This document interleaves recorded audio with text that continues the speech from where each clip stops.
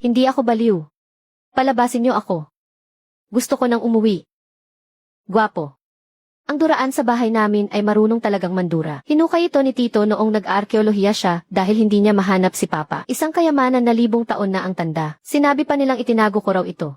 At ipinasok pa nila ako sa ospital ng mga baliw. Iniwan ni Papa ang basurang ito bago siya namatay. Ano ba talaga ang silbi nito?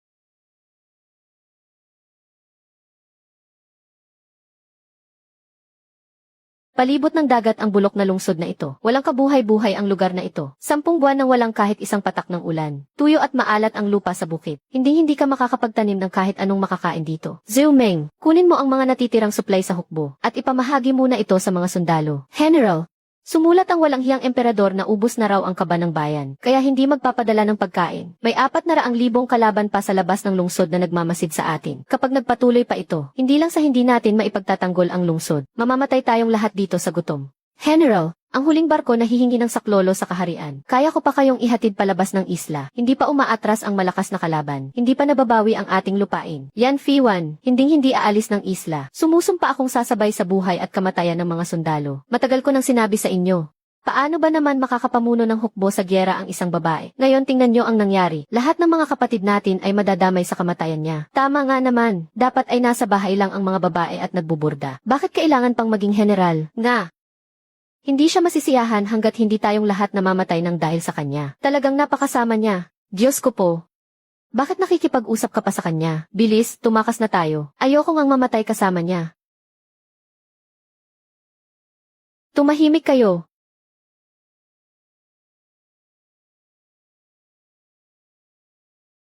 Pamangkin ko, nag-isip ka na ba ng mabuti? Ibigay mo na ang tinatagong kayamanan ng tatay mo. Palalabasin kita agad sa ospital. Dati para kang aso sa harap ng tatay ko. Kumakawag-kawag ang buntot mo at nagkukunwaring sunod-sunuran. Ngayong patay na siya.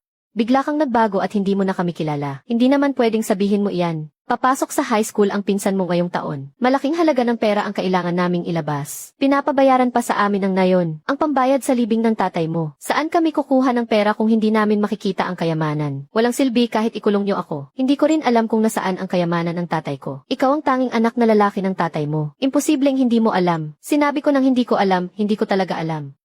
Kahit alam ko, hindi ko ibibigay sa iyo. Ang tanging bagay na iniwan sa akin ng tatay ko. Itong sirang duraan lang na ito. Hindi ka pa rin ba magsasabi ng totoo? Kung hindi mo sasabihin kung nasaan ang kayamanan, mananatili ka sa mental hospital habang buhay. Ano bang basurang ito? Ang pangit naman ito. May multo. Mabilis, tumakbo kayo. Tol. Sa wakas, may nagawa ka ring mabuti. Ang dumi naman ito. Maganda ang gising ko ngayon. Lilinisin kita ng mabuti.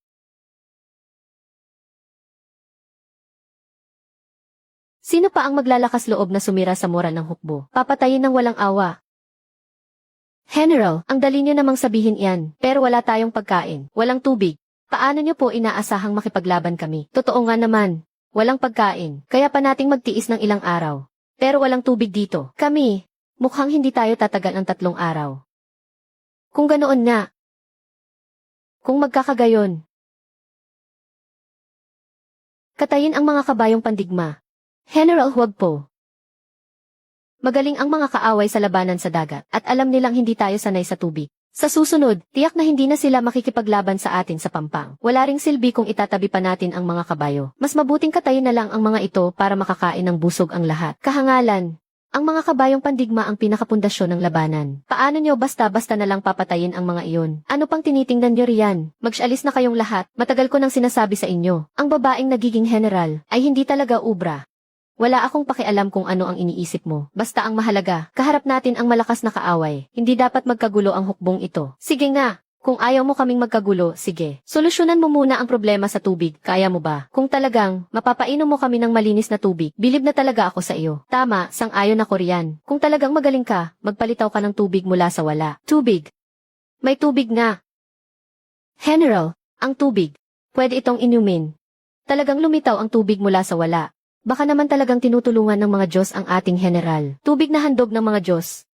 Hindi pa pinababayaan ng langit ang hukbong yan. Dahil sa respeto ng Diyos sa ating general, kaya niya ipinagkaloob ang banal na tubig na ito. Tingnan ko lang kung sino pa ang maglalakas loob na sumira sa moral ng ating hukbo, o sumuway sa ating nakatataas, ipaabot ang utos sa lahat. Sabihan ng mga kawal na ipaalam sa mga mamamayan na maaari na silang kumuha ng tubig. Opo, masusunod.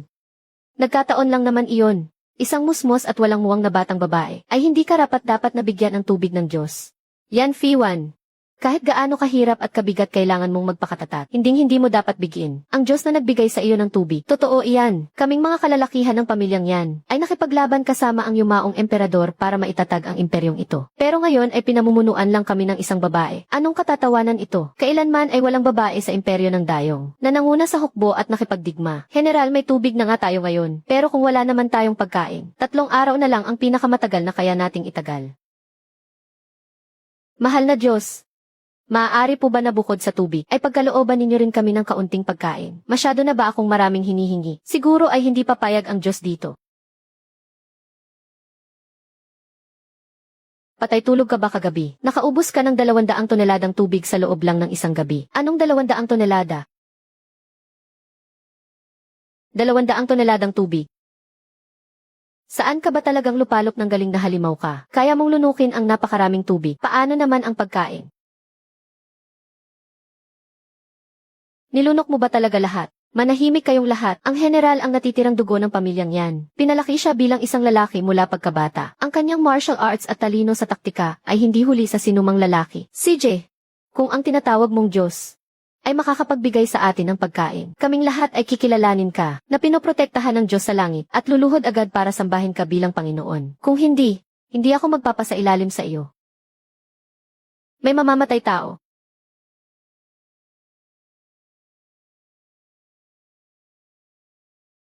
Bigas, General, puting kanin nga ito. Puting kanin na tanging mga dugong bughaw lang ang nakakakain. Kay buti naman.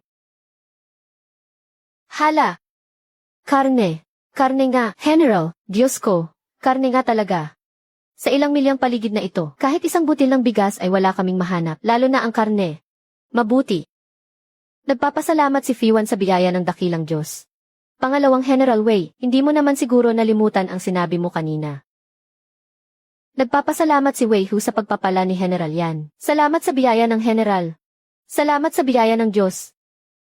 Ikaw, ano ka ba talagang halimaw? Ako, tingnan mo kung paano kita dudurugin.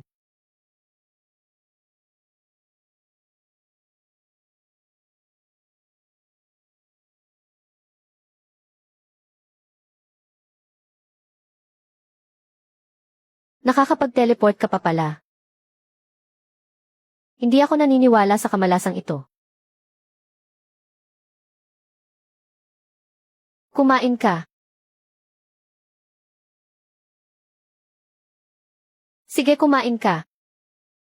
Kumain ka pa.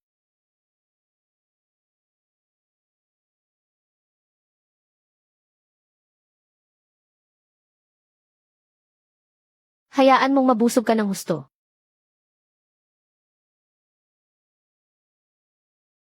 Nagbigay muli ng pagkain ang Diyos. Mabuti. Ipaalam sa lahat. Ihanda ang puting bigas para gawing lugaw. Para makakain ng mainit na pagkain ang lahat ngayong gabi. Ipamahagi ang natitirang pagkain sa inyong mga pamilya. Pati na rin sa mga mamamayan sa loob ng kuta. General, may sugat pa po kayo. Huwag niyo na pong ipamigay sa amin. Sapat na sa amin ang kahit kaunting makain. Opo, General. Huwag kayong mag-alala. Mapagpala ang Diyos sa langit. Tiyak na bibiyayaan niya muli tayo. Kalokohan lang ang mga milagro na iyan. Huwag ninyong sabihing aasa kayo sa isinumpang bagay na ito. Para lang makaligtas hanggang sa sumugod ang mga kaaway. Nangangarap lang kayo ng gising.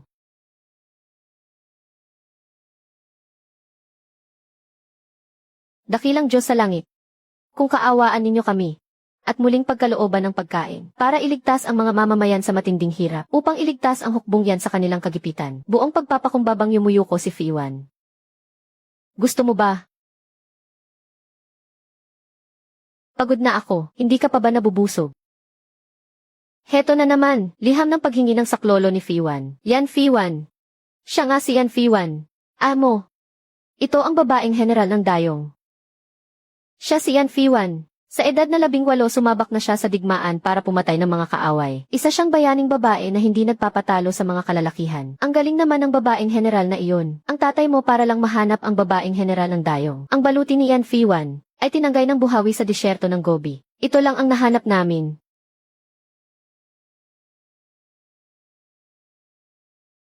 Siya nga iyon. Si Yan Fiwan. Ayon sa kasaysayan, namatay sa labanan ang buong pamilya yan. At si Yan Fiwan na isang 16 na taong gulang pa lamang na batang babae, ang humalili sa kanyang ama at mga kapatid para mamuno sa digmaan. Naaalala ko. Dahil sa pagkatalong ito, kaya siya ipinatapon at pinababa ng pwesto. At sa huli ay namatay dahil sa sakit sa lingnan. Hindi maaari, hindi ko siya pwedeng pabayaan na lang mamatay. Kailangan ko siyang tulungan, pero kung bigla na lang akong tutulong, baka hindi siya maniwala sa akin. Sige na nga. Hayaan mong sa ngalan ng isang Diyos ay iligtas kita at ang iyong hukbo sa matinding paghihirap. Ako ang makapangyarihang Diyos, ipinagkakaloob ko sa iyo ang plumang Kiangkon. Ano man ang iyong hilingin, tiyak na ibibigay ko. Ang plumang Kiangkon, ito ay pag-aari ng isang Diyos. Napakabuti.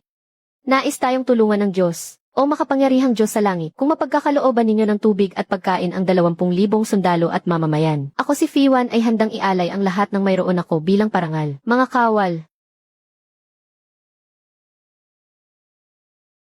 Maghanda agad kayo ng mga kayamanan para ialay sa dakilang Diyos.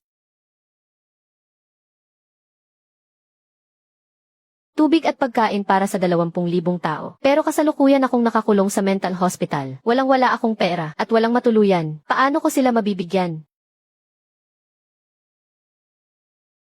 Ang tulong mula sa Diyos ay hindi matutumbasan ng anuman, kaya tanggapin ninyo ang kaunting handog na ito. Ito ba ang tinatawag nilang ordinaryo? Napakalaking kayamanan nito. Tunay na ginto nga, siyam na purong ginto. Kaya kong pakainin sila, wag lang 20,000 tao. Kahit 200,000 tao ay kaya ko pa ring pakainin.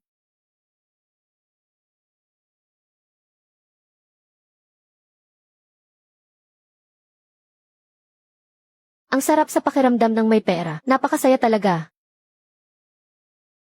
Ang hanay na ito at ang hanay na iyon, pati na rin ang hanay na iyon, bibilhin ko na lahat, ikarga na sa sasakyan. Bibilhin ko na ang lahat ng isda sa pwesto mo. Sige po, ibabalot ko na agad para sa inyo. At pati rin ang mga ito. Ang mga ito, bibilhin ko silang lahat. Ayos, tapos na. 13,800 sako ng bigas. 9,500 sako ng harina. 5,200 galon ng mantika. Tig 4,000 kilo ng gulay at karne. Ngayon ay makakalaban na ng panatag ang loob si Binibining yan. Nakakasawa naman kung kanin at harina lang ang kakainin. Para naman makatikim ng kakaiba ang mga sinaunang taong iyon. Itong itim na tubig, nakakatusok sa dila, pero masarap, malutong sa labas, malambot sa loob. Paano nagkaroon ng ganitong kasarap na pagkain sa mundo? Posible kayang, ito ang kinakain ng mga Diyos araw-araw. Matitindi nga ang mga Diyos. Pero tao pa rin naman ang lalaban sa digmaang ito. Isang babae lang naman si General yan. Ilang beses na ba siyang nakasabak sa digmaan? Kapag totoong labanan na, sa ating mga lumang buto pa rin aasa ang lahat. Kakain tayo, pero hindi ibig sabihin na bilib tayo sa kanya. Kapag siya ang pinamuno sa hukbo, gabi-gabi akong hindi makatulog sa pag-aalala. Kumain nga sila. Pero sa kaloob-looban nila, hindi pa rin talaga sila sang-ayon. Pero okay lang. Ako si Yan Fiwan.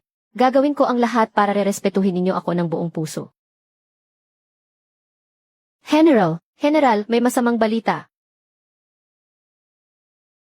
General, kanina pong umaga natuklasan ito. Nagsimula po sa mga kasamahan natin sa silangang kampo. At ngayon, halos kalahati na ng kampo ang nahawahan.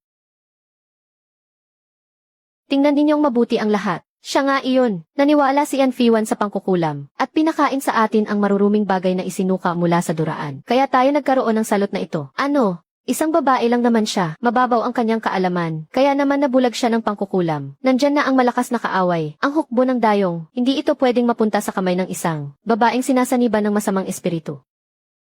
Kung gusto nating mapalayas ang masamang espiritu, iisa lang ang paraan. Sunugin siya ng buhay. Ang pagsunog sa masamang espiritu, ang tanging makakapagligtas sa buhay nating lahat. Tama. Sunugin siya ng buhay. Bakit wala pa ring sagot? Hindi ko alam kung ano na ang nangyayari kay Binibining yan doon. Kung naibsan ba ang tagutom doon. At kung tinanggap na ba siya ng mga tao doon. Hayaan na nga, bukas ko na lang iisipin iyon. Ang kayamanang ito ay nagkakahalaga ng hindi bababa sa 200,000 at ang tanga niyang pangalawang tiyuhin ay 3,000 lang ang ibinigay sa akin. Napakautak ko talaga. Ako mismo ang magbebenta nito. Mapupunta sa akin ang lahat ng kikitain ko. Ano ang tunog na iyon? Anong tunog iyon? Wala namang tao ah. Siguradong dahil lang ito sa kapaguran ko matapos maglakbay buong araw. Pati ilusyon naririnig ko na. Lintik naman, ano bang klaseng basura ito? Limo. Magtutuos pa tayo. Hulihin siya. Lapastangan. Makinig muna kayo sa akin ng sandali. Pagkalipas ng 3 araw ay tiyak na malalaman ko ang katotohanan at bibigyan ko kayo ng paliwanag. General na inspeksyon na po ito ng matandang ito.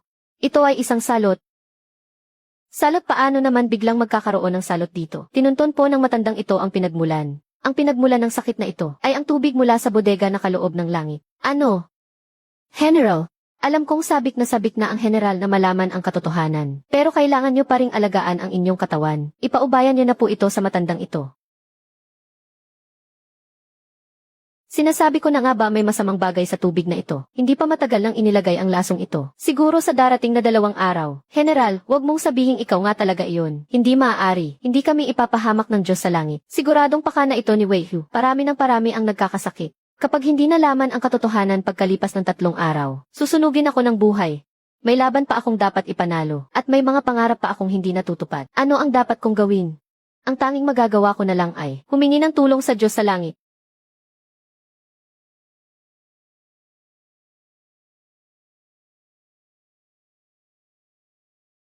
Ikaw, kilos na.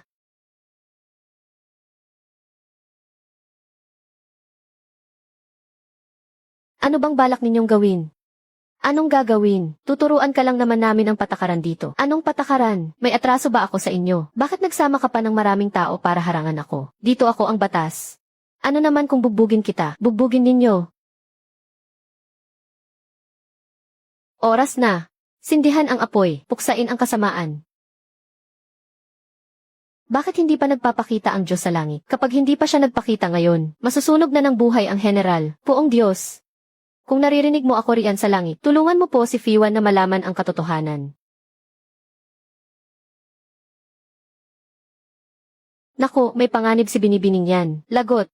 May panganib si Binibining yan. Binibining yan, huwag kang matakot. Ililigtas kita ngayon din.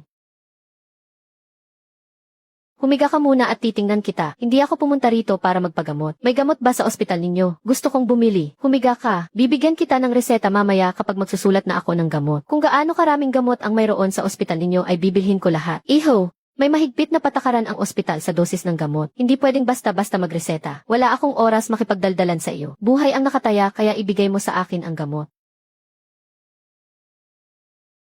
Kung ganyan pala, huwag mo akong sisihin kung hindi ako magpatalo ng maayos. Teleport. Salamat naman. Ligtas na si Binibining yan. Sana hindi pa huli ang lahat. Binibining yan, magpakatatag ka lang.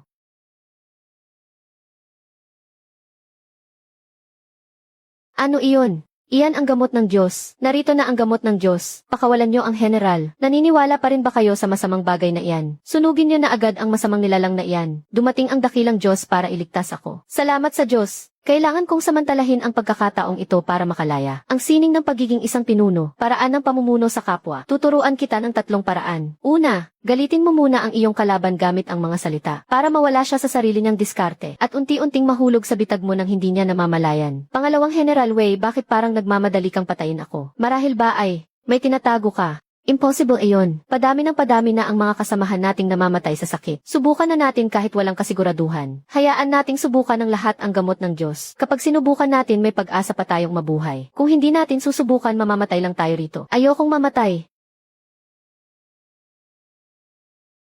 Gumaling na ako. Magaling na ako. Totoong nagpakita ng milagro ang Diyos. Pangalawa, kapag nagsisimula ng bumaliktad ang sitwasyon sa pabor mo, samantalahin mo agad ang pagkakataon. Gamitin mo ang sansa para makaligtas sa tiyak na kapahamakan. Pangatlo, sabay na pagpapakita ng kabaitan at higpit. Kapag nagpapakita na ng pagsuko ang mga tauhan, saka mo muling makuha ang kanilang tiwala. Huwag kayong mataranta, may gamot para sa lahat. Hindi pababayaan ng hukbong yan ang kahit isang buhay ng mamamayan. Salamat po sa inyo ngayong araw, dakilang Diyos.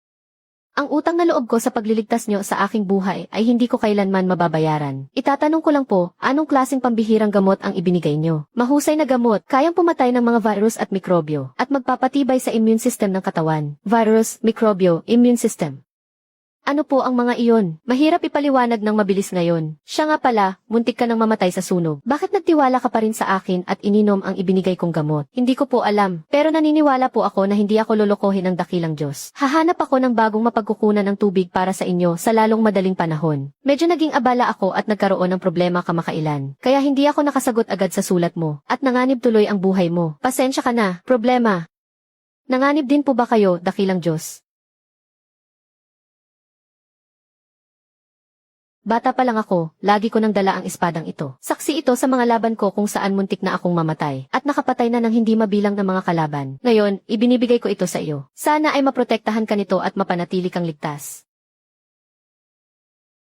Grabe naman. Mula nang pumanaw ang tatay ko, ngayon lang ulit may nag-alala sa akin ng ganito. Binibining yan. Gagawin ko ang lahat para matulungan kang malampasan ang pagsubok na ito. 10,000 balde ng tubig bukal. Sapat na siguro iyon. Ginoong Lee, ang in-order ninyong 10,000 balde ng tubig ay aabutin ng hindi bababa sa 5 araw bago makarating. 5 araw. Patay na sa uhaw ang mga tao niyan.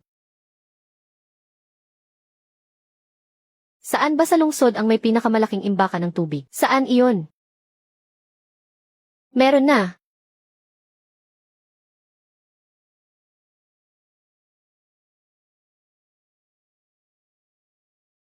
Uy, saan ang punta mo? Tabi kayo.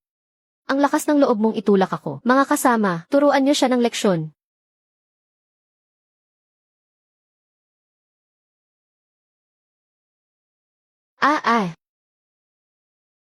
Bilis, takbo.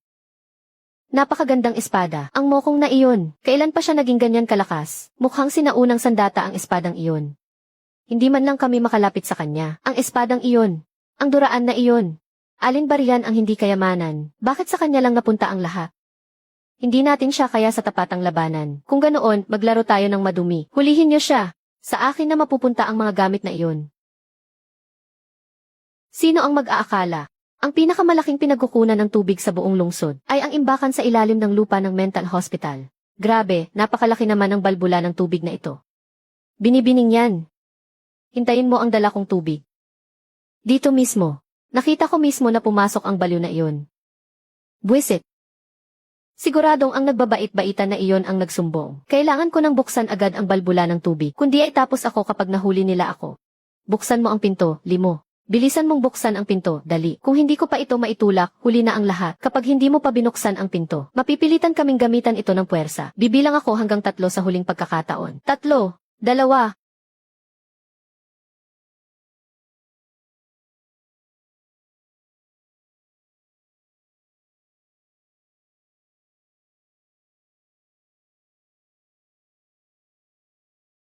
General, sinindihan na ang usok ng babala, muling sumasalakay ang mga kalaban. 2 araw nang walang tubig ang mga sundalo, paano pa sila makakalaban? Sana ay protektahan tayo ng dakilang bathala. Sabi ko sa inyo hindi ako nagkamali, nandito nga talaga ang baliw na ito.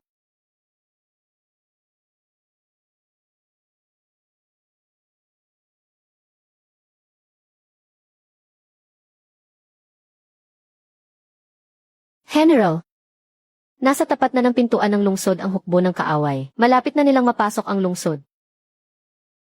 Labanan sila. Tubig. General. Ito ang tubig na ipinadala ng dakilang bathala. Nagpakita ng himala ang dakilang bathala.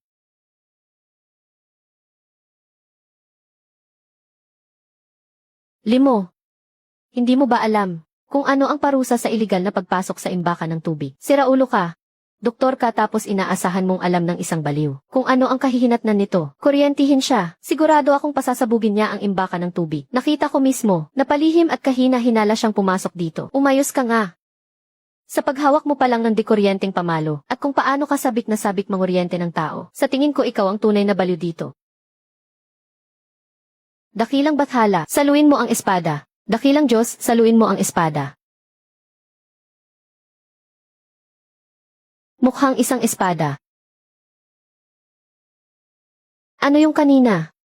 Wala naman. Namamalikmata lang siguro ako. Namamalikmata lang tayong lahat. Ba't mo tinitingnan ang tatay mo? Gusto mo bang lumuhod at sumamba para kilalaning tatay? Sa katawan nitong si Limo. Baka naman may masamang espiritu sa kanya. Ang Limo Reservoir ay isang mapanganib na lugar. Lumabag ka sa patakaran nang pumasok ka ng walang pahintulot. Hindi na namin palalakihin ang nangyari ngayon. Sumama ka muna sa amin pabalik sa ward. Sabi mo bumalik tapos. Mukhang maayos na ang lagay doon kay Yanfiwan. Sige bumalik na tayo. Babalik na ako para maging hari-harian doon. Sadyang emergency ang sitwasyon. Hindi rin alam ni Fiwan kung paano tutulungan ang dakilang Diyos. Maayos lang ba ang dakilang Diyos? Konting pagsubok lang ito. Hindi ka na kuryente kahapon. Mukhang mayabang ka pa rin ngayon ah. Sa tingin ko naman hindi ka pa kumakain. Bakit parang wala ka namang magawa sa buhay? Yung bulok mong banga, may iniluwa ba yun kahapon? Isang espada. Sinabi ko na sa doktor na may tinatago kang armas. Hahalughugin nila ang lugar na ito sa mga susunod na araw. Dadamputin ka pati ang banga mo. Gusto mo ba yung duraan na yun? May ipapagawa ako sa iyo. Sa iyo na ang gintong ito. Anong gagawin ko? Si Kiang na asong ulo sa heavy ward ng West District. Inagaw niya ang mga gamit ko noong nakaraang mga araw. Magdala ka ng mga tao para turuan siya ng leksyon. Para makaganti ako. Iyan lang, ako nang bahala. General, ang tubig na bigay ng dakilang Diyos, sapat na para inumin natin ng ilang araw. Sa wakas hindi na mamamatay sa uhaw ang mga sundalo. Dumating na ang kautusan ng emperador. Ang kautusan ng emperador, ibig bang sabihin nito, balak nilang gantimpalaan ang general, sa kapangyarihan ng langit at atas ng emperador. Ang anak na babae ng pamilyang yan na si Fiwan, ay nagpakita ng katapatan at husay sa pagtatanggol sa hangganan. General mukhang narito nga sila para bigyan ka ng gantimpala. Subalit ang pamumuno ng isang babae sa hukbo, ay hindi angkop na magpatuloy sa mahabang panahon. Kaya naman ang tagapagmana ng prinsipe ng Pingnan, na may angking talino at kakisigan, ay itinalagang ipakasal kay Yan Fiwan. Mula sa araw na matanggap ang utos na ito, dapat mo nang isuko agad ang kapangyarihan sa hukbo, at bumalik sa kabisera para sa inyong kasal. Ito ang utos ng emperador. Ang galing mo naman, napakasama talaga ng emperador na yan, hindi siya makatao. Binabati kita General Yan. Napakisig at napakagaling ng tagapagmana ng prinsipe ng Pingnan. Kapag nakasal ka na sa kanya, magiging asawa ka na ng tagapagmana. At tatamasa ka ng walang kapantay na yaman at karangalan. Kaysa naman sa pananatili rito sa masukal at walang kwentang lugar na ito. Mas mabuti iyon, hindi ba? Ginoo, may 400,000 kalaban sa labas ng lungsod na nagbabantang sumalakay. May 20,000 sundalo lamang sa loob ng lungsod at 80,000 mamamayan na nanganganib ang buhay. Tapos ngayon gusto mo akong bumalik sa kabisera para lang magpakasal. Sinabi ng emperador na bilang isang babae huwag mo nang pahirapan ang iyong katawan. Ang bumalik sa kabisera at magpahinga ng mabuti ang nararapat mong gawin. Paano naman ang mga sundalo rito? Naku, General Yan. Hindi mo na dapat inaalala ang mga bagay na iyan. Bukod doon, binibigyan na nga kita ng sapat na respeto. Ginoo, huwag mo namang tratuhin ng ganyan kalupit si General Yan. Hayaan mong ako na ang kumausap sa kanya. Mahal na tagapagmana ako ang general ng hukbong yan. Hindi ko maaaring iwanan ang aking tungkulin. Binibining yan tuyot at mahirap ang lugar na ito. Talagang napakahirap mamuhay rito. Kapag sumama ka sa akin pabalik sa palasyo ng aking ama, tiyak na aalagaan kitang mabuti. Kilala ang prinsipe sa kabisera sa pagiging maalalahanin. Puring-puri siya ng 26 na magagandang kerida sa bahay niya. 26 na napakababaero mong lalaki. Nagkakamali ka dyan, General. Hindi palikero ang prinsipeng ito. Gusto ko lang namang bigyan ng tahanan ang lahat ng kababaihan. Sa galing kong ito, kaya nararapat lang na mahalin at igalang nila ako. Masyadong maraming babae sa paligid mo, prinsipe. Ipagpaumanhin mo ngunit hindi ko iyan masusunod. General Yan, natatakot ka ba na baka maituon ko ang atensyon ko sa iba? Kung ganoon ay nagkakamali ka tungkol sa akin. Palagi kong pinapanatili ang aking dangal at napaka-perpekto ko pa. Natural lang sa mga tao na mahalin ako. Sa tingin ko ay naghahanap ka talaga ng sakit ng katawan. Huwag kang gagawa ng katangahan. General, balak mo ba akong saktan? Mag-ingat ka baka iutos ko. Natanggalin ka sa iyong posisyon bilang general. Iunoch, maaari bang maghintay muna matapos ang digmaan? Saka na natin pag-usapan iyan. General Yan, ibigay mo muna sa amin ang selyo ng hukbo. Napakalaki ng kahalagahan ng selyo ng hukbo. Paano ito maibibigay ng ganoon kadali? Hindi ikaw ang magpapasya nito.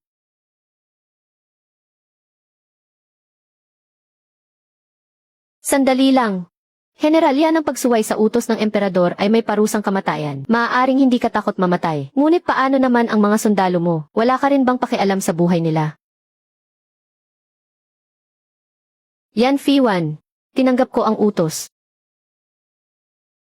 Napakabuting emperador. Wala siyang pakialam sa 400,000 mananakop sa labas ng lungsod. Pero may oras siyang pakialaman kung mag-aasawa ba ang general o hindi. Zhou Meng, mag-ingat ka sa mga sinasabi mo. Lumabas muna kayo. Masusunod.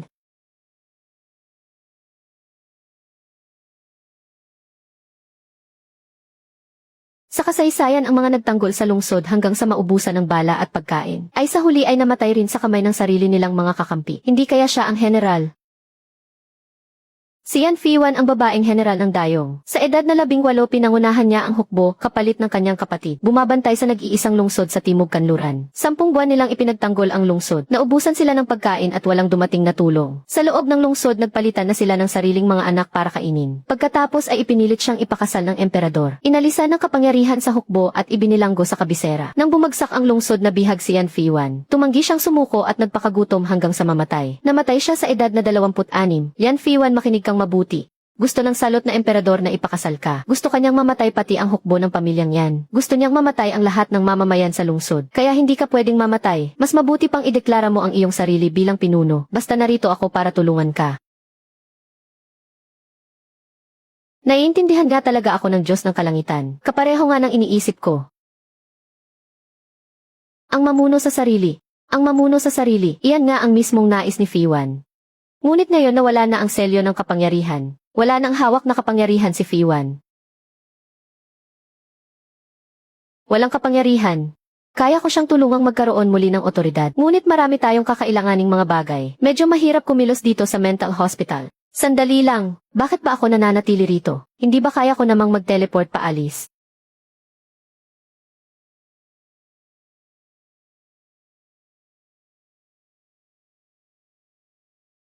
Saan ba ako napadpad nito? Nasa loob pa ba ito ng bansa? Mabuti po ba ang inyong kalagayan, Diyos ng Kalangitan? Mabuti naman ang lahat. Pero simula sa araw na ito, maaari ko ng pagtuunan ng pansin ang pagsuporta sa inyong hukbong yan. Saka huwag mo na akong tawaging Diyos ng Kalangitan. Ako si Limo. Kulang ba sa mga armas at gamot? Huwag kang mag-alala, lahat ng mga bagay na kulang, ipadadala ko ang lahat ng iyan sa iyo. Salamat sa iyo, Ginoong Li. Ang iyong napakalaking kabutihan, hinding-hindi ko malilimutan habang buhay. Oras na para patatagin ang loob ng hukbo. Zhou Meng, iutos mong magtipon ang lahat sa pagsasanayan. Gusto ng emperador na bumaba ako sa aking tungkulin bilang general. Kung tatanggi ako, ibig sabihin ay sinuway ko ang utos ng emperador. Ngayon nagpasya na akong mag-aklas. Ang gustong sumama sa akin ay manatili, at sa mga ayaw naman may pagkakataon pa kayong umalis ngayon. Susunod kami sa iyo hanggang kamatayan, General. Makinig ang buong hukbo sa utos. Ilipat ang kampo. 500 kahon ng compressed biscuit, 200 bariles ng rubbing alcohol, 300 kahon ng gamot sa pamamaga, 500 rolyo ng tourniquet. Paano naman sasapat ang mga ito lang? Napakayaman ko kaya. Kaya kong bilhin ang lahat ng gusto ko.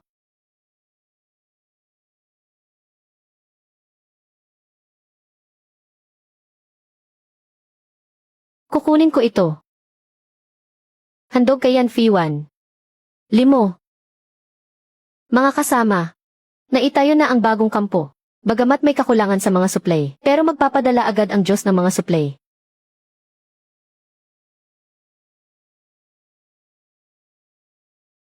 Napakabilis naman magpakita ng himala ng Diyos. Nakikinig kaya sa atin ang Diyos sa lahat ng oras na ito. Nagsasalita ang general. Ito ay ang kanyang pangalan. Ang baluting ito ay mas magaan ng kalahati kaysa sa bakal, at doble ang tibay. General, napakalakas talaga ng Diyos. May pangalan ang Diyos. 5 ang pangalan niya. Marahil, naghahanda pa rin siya ng mga supply para sa atin ngayon. Magpasalamat tayo sa Diyos. Salamat sa Diyos. Siguradong natanggap na niya ang mga kagamitan. Sa tingin ko, kulang pa rin ang pagkain. Pero siguradong napakarami ng kinakain ng 20,000 tao. Hindi sapat ang kaunting biskwit na ito. Kailangan pa ring bumili ng bultuhan. Pero kapag dumami ang pagkain, baka magkaroon na naman ng agawan sa pagkain. Yan Fiwan, pakiramdam ko hindi ito maaayos ng mabuti. General, ang pagkain ng hukbo ngayong araw. General, ito ay... Kakasabi ko lang kanina. Naghahanda pa rin ang poong may kapal ng mga supply para sa atin. Mabuhay ang Diyos! Ipamahagi ng maayos ang mga supply. Tiyaking makakakuha ang lahat. Masusunod. General, 2 sundalo mula sa silangang kampo ang nag-agawan para sa isang pakete ng biskwit at nag-away sila. Sige, dalhin mo ako doon. Nag-away dahil lang sa isang pakete ng biskwit. May respeto pa ba kayo sa batas ng hukbo? General, kulang na kulang talaga tayo sa pagkain. Mayroon tayong 20,000 tao. 20,000 tao. Talagang hindi sapat ang kaunting biskwit na ito para sa lahat. Tungkol sa pagkain, gagawa ako ng paraan. Mag-alis na kayo, Ginoong Lee. May ilang nagtatago ng mga supply sa kampo. Hindi patas ang pamamahagi. Nababahala ang mga sundalo. May kaunting ideya lang ako. Maaari ko bang itanong kung paano ito dapat lutasin, Ginoong Lee? Ipaubaya mo sa akin ang problema sa pagkain. Pero dahil nababahala ang mga sundalo, kailangan nating gumawa ng hakbang. Maaari tayong magbigay ng babala sa pamamagitan ng pagpaparusa sa isa. Gumamit ng kabutihan at higpit ng sabay. Nauunawaan ko na.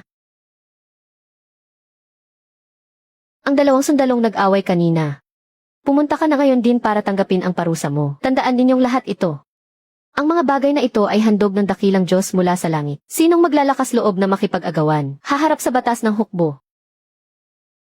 Lahat ng supply ay dapat tipunin sa imbakan. Pamamahagi ayon sa pangangailangan ng bawat isa. Magtatalaga ng 3 opisyal ang supply upang magbantayan sa isa't isa. Pupugutan ng ulo ang sinumang lalabag. Zhou Meng, punong tagapamahala ng supply. Tinatanggap ko ang inyong utos, General. Kung may mawala kahit isang sakuman lang ng bigas, handang ibigay ng inyong lingkod ang sariling ulo bilang kabayaran. Kaya naman limitado lang ang paggamit ng kapangyarihang mag-teleport. Ginamit ko na ito ng 7 o 8 beses nitong nakalipas na 2 araw. At ngayon ay hindi ko na ito magamit. Mukhang hindi pang matagalan kung aasa lang ako sa pag-teleport. Kailangan kong maghanap ng opisyal na paraan para makapagpadala ng mas maraming supply. Kulang sa pagkain ang panig ni Yan Fiwan. Isang pagkaantala lang ay may mamamatay na sa gutom. Kailangan muna nating tugunan ang kagyat na pangangailangan.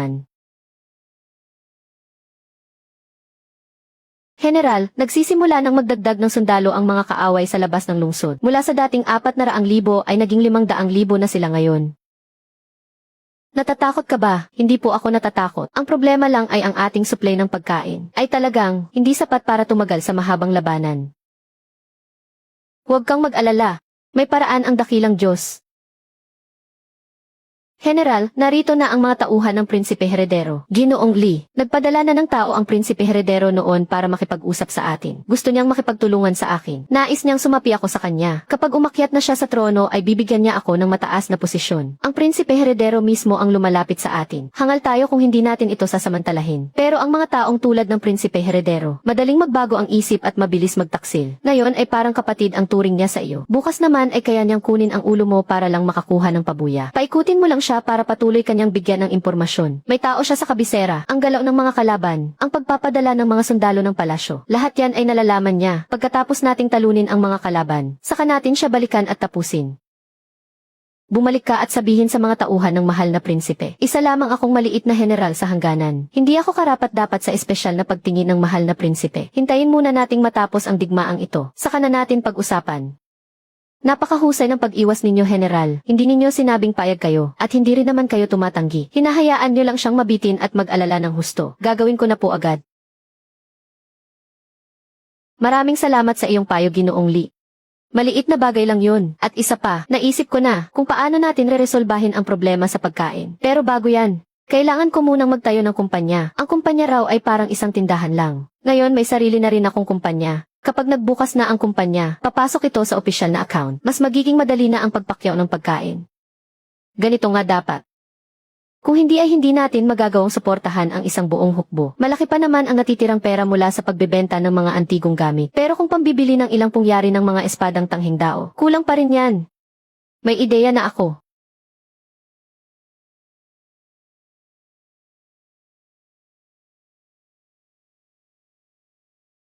Ipapaday ko ito sa pinakamagaling na panday base sa disenyo. Marami tayong supply ng bakal. Kahit gaano karami ay ibibigay ko. Ang disenyong ito, ang bakal na ito, sa buong buhay ko bilang isang panday. Ngayon lang ako nakakita ng ganito kamanghamanghang bagay. Isang pambihirang sandata, biyaya mula sa langit ang sandatang ito. Ang Diyos sa langit ay patuloy na magbibigay sa atin ng mga materyales para sa mga pambihirang sandata. Sisiw lang ang maramihang produksyon nito. Sa tulong ng makapangyarihang sandatang ito, hindi matatalo ang ating mga kawal. Napakamakapangyarihan ng Diyos ng langit. May ulat po, isang vanguard force ng mga Xiezi na may 3,000 katao ang nagkakampo sa 30 liang layo, batay sa posisyon ng kanilang mga kawal. Akala siguro nila ay bago pa lang tayo sa base na ito, kaya hindi natin kayang lumaban. Ngayong gabi ang perpektong pagkakataon para subukan ang mga bagong espada sa kanila. Mga kasama, sugod, patayin sila. 800 kalaban ang napatay natin, at 300 naman ang binihag natin. Walang nasawi sa panig natin, habang 17 tao lamang ang nagtamo ng bahagyang sugat. Napakahusay talagang gamitin ang espadang bigay ng Diyos ng Langit, para itong parusa mula sa langit. Ipunin ang mga kagamitan at kunin ang mga napanalunang gamit. Babalik na tayo sa kampo. Walang katapat ang mga bagong espada natin. Tagumpay ang ating unang laban. Maraming salamat sa mga ibinigay mong espada, Ginoong Li. Lubos na nagpapasalamat si Fiwan. Ang magagandang espada ay para lamang sa mga bayani. Isa kang bayani, karapat dapat lang iyan para sa iyo. Magpapadala pa ako ng panibagong mga materyales sa susunod. Maliit na bagay lang iyon. Sobra naman po ang papuri ninyo, Ginoong Li. Tagumpay ang ating unang laban. Tunay na tagapagligtas si Ginoong Li para kay Fiwan.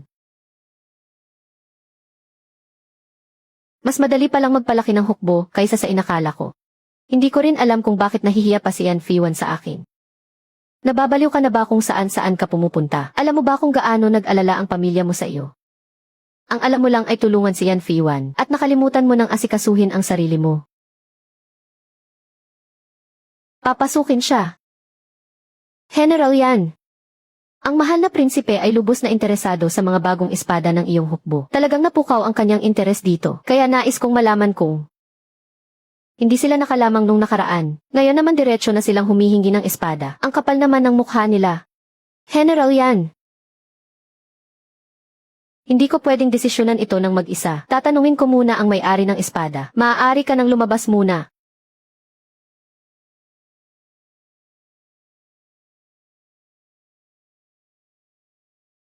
Para lang sa hukbong yan ang espadang tanghing dao. At saka dahil alam ng prinsipe na may bago kang espada. Ibig sabihin may espiya siya sa loob ng hukbo mo. Siguraduhin mong imbestigahan yan. Ang problema sa pagkain, mukhang hindi na natin dapat ipangamba. Ang espadang ito ay tunay na regalo mula sa langit. Kakaunti lang ang mayroon nito. Hindi ko ito basta-basta magagalaw ng walang pahintulot. Kung gusto talaga ito ng mahal na prinsipe, handa akong humiling sa langit para sa kanya. General, hindi ba ninyo naiisip na ang kwentong yan ay masyadong hindi ka panipaniwala? Ano ngayon? Nagsasabi na nga ako ng totoo tapos ayaw mo pang maniwala. May mga espiya rin ang prinsipe sa loob ng hukbo natin. Imbestigahan mo nga sila at dispatsahin mo agad sila. Masusunod, bumalik ka at sabihin mo sa prinsipe na hindi kami makikipagtulungan sa kanya. Pagsisihan mo ito, General.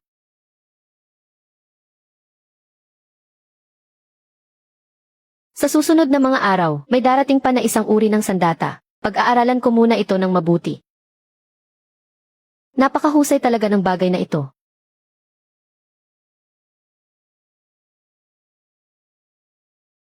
May talento nga talaga ako sa pag-imbento. Napakalakas talaga ng puwersa nito. Ipadadala ko na agad ito kay Yan Fiwan. Ang ipinadala ko sa iyo ngayon ay mga pampasabog na apoy. Mas mabuting gamitin ito sa malawak na lugar at mag-ingat sa apoy.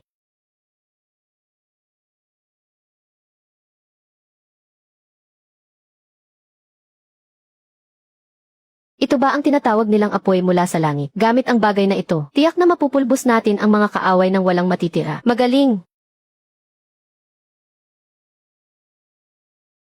General, nagdagdag na mga sundalo ang mga kaaway. Ano ang sinasabi mo? Ibig sabihin nito, pinamumunuan na ngayon mismo ng general ng mga Tatar ang pangunahing puwersa na may 300,000 sundalo at darating sila pagkalipas ng 10 araw. Magkakaroon ng labanan hanggang kamatayan pagkalipas ng 10 araw.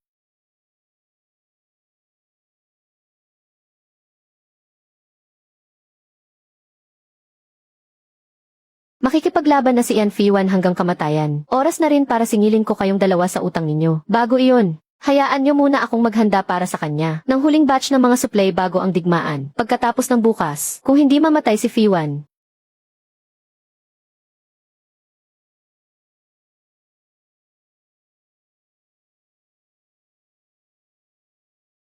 Sa wakas, magkikita na rin tayo.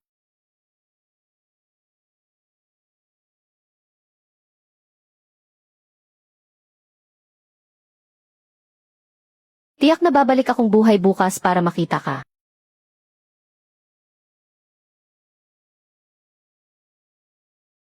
Huwag mong i-jinx ang sarili mo.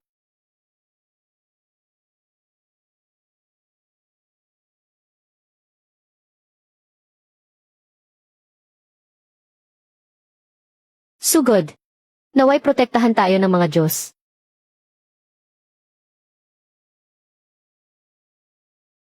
Baka naman iniisip mo na naman ako.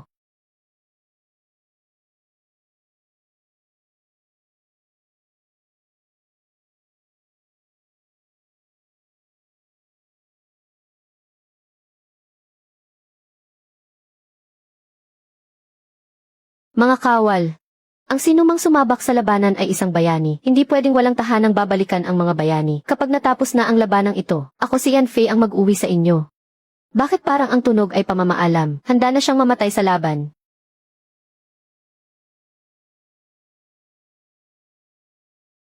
Ano ito?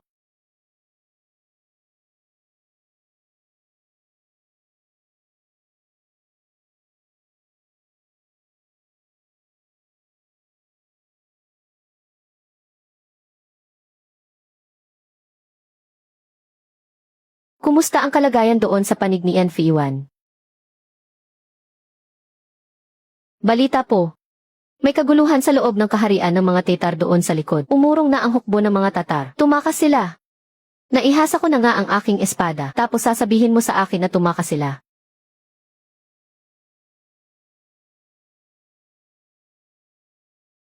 Kailangan nating ipaalam ito kay Ginoong Li.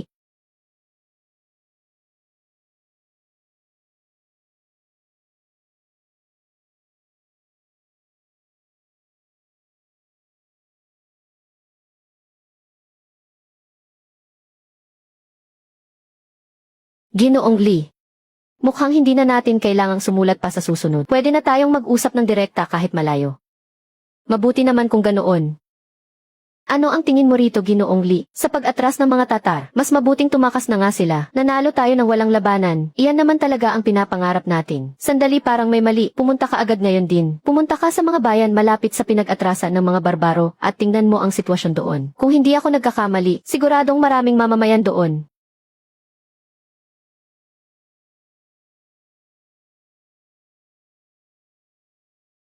Ang mga barbaro sa normal na araw ay ganyan kung tratuhin ang mga mamamayan. Kayo ay mga sundalo ng dayong. Dati iyon. Pero hindi na ngayon. Talagang nakikita ni Ginoong Li ang mangyayari. Kailangan natin siyang tanungin ulit kung ano ang susunod nating gagawin. Ginoong Li. Dahil sa panloob na alitan sa kaharian ng mga barbaro, iniwan nila ang lungsod at tumakas, at nag-iwan ng 50,000 mamamayan. Puro matatanda, mahihina, may sakit at may kapansanan silang lahat. Walang laman ang lungsod na ito, pero napakaganda ng lokasyon nito. Gustong sakupin at manatili rito ni Fiwan. Ano sa tingin mo? Kapag natapos na ang alitan ng mga barbaro, malamang ay babalik pa sila rito. Samantalahin natin ang pagkakataong ito para gawing kuta ang lungsod. Magpapadala ako ng tubig at may pagkain din ako. Ang kailangan mo lang gawin ay maging hari. Pero ang natitira nating pagkain ay kasya na lang para sa 5 araw. Pagkain lang pala iyan eh. Madali lang iyan, ipapadala ko sa inyo. Fiwan, huwag mo na akong pasalamatan. Maaari ka nang magtayo muna ng lugawan ngayon. Bibili muna ako ng mga pagkain, magkita na lang tayo mamaya. 50 gin ng bigas, 1,000 sako. Dahil sa apurahang order may dagdag na 20% sa presyo. Kailangan namang maihatid ito ngayong araw. Ngayong nabili na ang bigas, sabay mo na ring at sek ang inventaryo ng mga compressed biscuit at delata. Problema talaga kapag napakaraming pera. Ipadala mo na iyan doon sa kanila. Hayaan mo muna silang kumain. Magdaragdag pa tayo kapag kulang pa.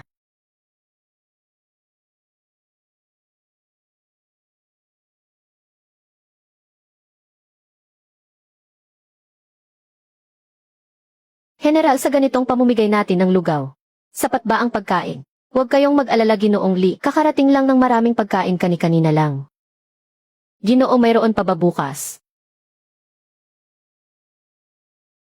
Ang ating pagkain. Sa katunayan ay handog ng isang Diyos mula sa langit. Kung mayroon bukas, depende iyon kung ipagkakaloob ng Diyos. Sana ay kaawaan kami ng Diyos at pagkalooban kami ng pagkain. para maipagpatuloy ni Liu Shui ang pamamahagi ng lugaw. Pagkatapos nito pumunta kayong lahat sa bulwagan ng pagpupulong. Ang buong bayan ay nakahawak lang sa kanilang mga mangkok at naghihintay na pakainin. Hindi ito magandang solusyon sa katagalan. Ano ang ibig ninyong sabihin, General? Ang tigang na lupain sa labas ng lungsod. Itinanong ko na kay Ginoong Li. Hindi naman patay ang tigang na lupaing iyon. Mayroon pa ring mga pananim na maaaring mabuhay doon. Simula ngayon, walang puwang ang mga tamad sa loob ng lungsod na ito. Ipunin ang lahat sa bakuran ng pagsasanay. Ang pagkaing handog ng Diyos ay para lamang sa mga gustong mabuhay. Ang mga taong gustong mamatay ay walang karapatang kumain.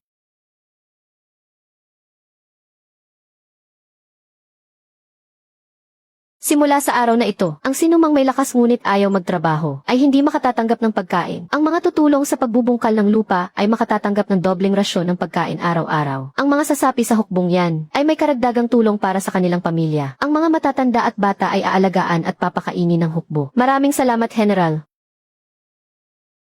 Hindi ko alam kung ano ang ginagawa ngayon ni Ginoong Li. Bibilhin ko na ang lahat. Magkano ang huling presyo at kukunin ko na agad ito?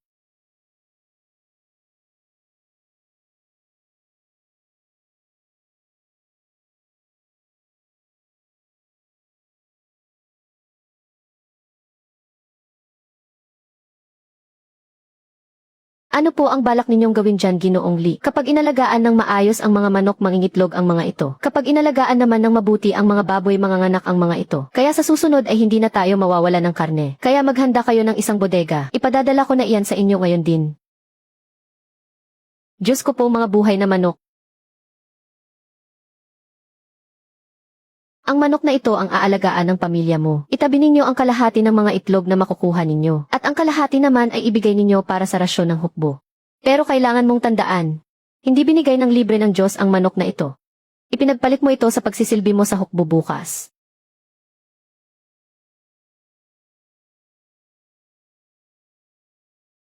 Bago umalis ang mga kalaban, nilagyan nila ng mga patay na hayop ang lahat ng balon. Naghukay kami ng 3, puro mabahong tubig lang ang laman. Mawawalan na kami ng maiinom na tubig. Ang laking samba naman, tatawagan ko pa lang sana kita ngayon. May problema ba? Ang galing mong manghula, Ginoong Li. Sinira ng mga bandido ang lahat ng balon sa loob ng lungsod. Kulang na kulang kami ngayon sa tubig.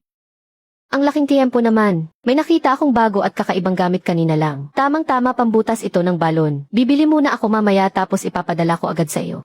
Kung ganoon ako, si Fiwan ay tahimik na maghihintay sa magandang balita mula sa iyo. Mga kagamitan para sa dikamay na balon, semento at mga bakal na tubo. Ay nga pala, at may kasama pang isang manual para sa pag-install ng dikamay na balon. Kukunin ko na lahat yan at iuwi ko na agad. May kasama akong driver para magkarga sa truck. Ang galante niyo naman, boss. Saang lugar ba gagamitin ang mga ito para sa paggawa? Bakit mo pa kailangang malaman yan? Impake mo na lang at ikarga sa sasakyan. Sige po. Ikakarga na po namin ito agad para sa inyo. Tulungan niyo akong buhatin ang mga kargamento. Ngayong may tubig balon na tayo, hindi na natin magiging problema ang supply ng tubig. Ipadala niyo na ang mga ito doon. Hindi magandang iwanan lang dito ang mga antigong gamit na ito. Mas mabuti pang magtayo na lang ako ng tindahan ng mga antigo at doon ko ibebenta ang mga ito. Ito na ang magiging bagong mapagkakakitaan ko.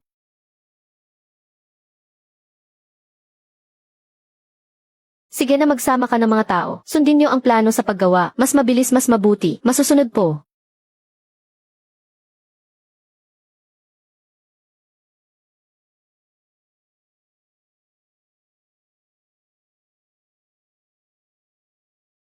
General, ayon po sa inyong utos. Tinanggal na po ang lumang karatula sa may pintuan ng lungsod. Ano ang isusulat sa bagong plaque? Bakit kaya tinawag ng General na Moksheng ang lungsod na ito?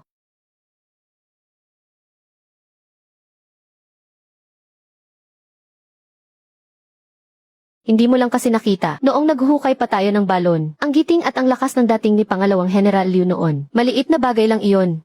Ngayong araw, may malinis na tayong tubig na mainom. Ito ang mas mahalaga. Utang natin ito kay General Yan. Habang buhay natin itong tatanawing utang na loob. Napakaswerte natin na may pinuno tayong tulad niya. Hindi ko ito ipagpapalit kahit sa anong yaman. Anong nangyari?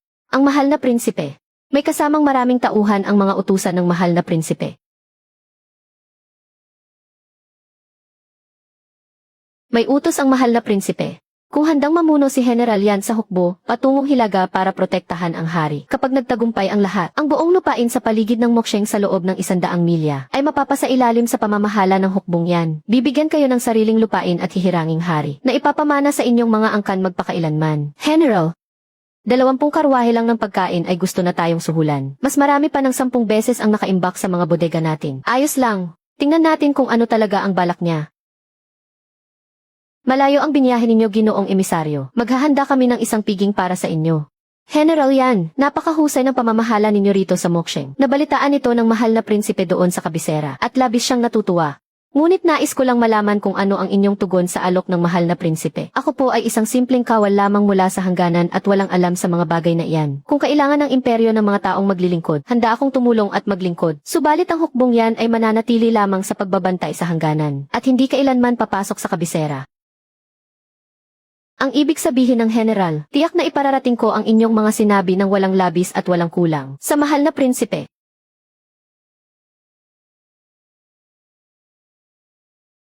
General, 3 beses nang tinanggihan ang mahal na prinsipe, hindi mapagparaya ang taong iyan. Mukhang dadaanin na sa dahas sa susunod. Alam ko. Mabuting pakinggan muna natin ang opinyon ni Ginoong Li sa bagay na ito.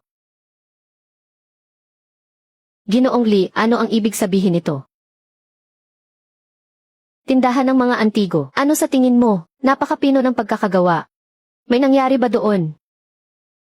Kaya. Gusto kayong kunin ang koronang prinsipe sa kanyang panig. Ano sa palagay mo, Ginoong Li? Haharapin natin kung ano man ang dumating at gagawa natin ng paraan kapag nandyan na. Ginoong Li, ikaw ang sandigan ng Mokshen. Hindi ka dapat maging saklay lamang ng Mokshen. Malaki ang pamilya at ari-arian. Sobra-sobra ang salapi na hindi na kayang ubusin. Ngunit ang binibining kinukupkop mo ay gustong magbukid. Ano? Wala iyon. Ngunit dahil kinupkop mo naman na siya, alagaan mo na siya hanggang sa dulo. Ang ibig sabihin ba ni Ginoong Li ay hindi rin masyadong maintindihan ni Fei Wan? Mas mabuti pang hindi mo maintindihan, gawin mo lang kung ano ang tinitibok ng iyong puso. Iyon lamang. Tamang-tama ang dating mo. Nais kong magpadala ng tao para makipagnegosasyon sa koronang prinsipe upang ang mga pamilya ng ating mga kawal ay madala rito sa Moshen para magkasama-sama muli. Ilista mo muna sila kung sino-sino pa ang mga natitirang pamilya ng bawat kawal. Gagawin ko po iyan agad. Inilagay ng emperador ang 20,000 hukbo ng pamilyang yan sa hangganan. Hindi dahil malaki ang tiwala niya sa kanila, kundi dahil isa itong tuso niyang plano. Walang mga magulang, asawa o anak. Sila ay isa lamang grupo ng mga piyon na maaari nang itapon pagkatapos pakinabangan. Ang mabuting emperador na ito. Darating din ang araw na pagbabayaran niya ito. Isasama ko kayo pabalik sa kabisera para humingi ng hustisya. Walang problema kahit mag-isa lang ako. Pero hindi pwedeng mawala ng tahanan ang mga kawal.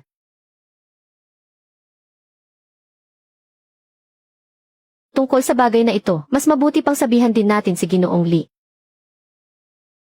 May gulo tayong kinakaharap.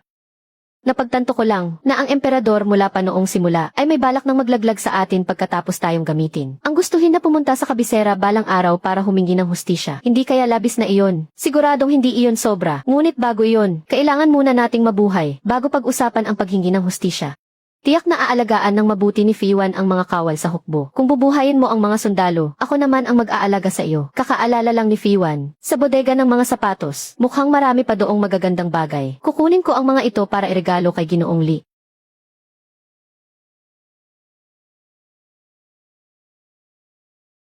Napakaraming kayamanan, kinuha lang ang mga sapatos at tumakbo, ni hindi man lang nabuksan ang mga kahon. Ipakete ang lahat at ipadala kay Ginoong Li. Walang ititira kahit isa.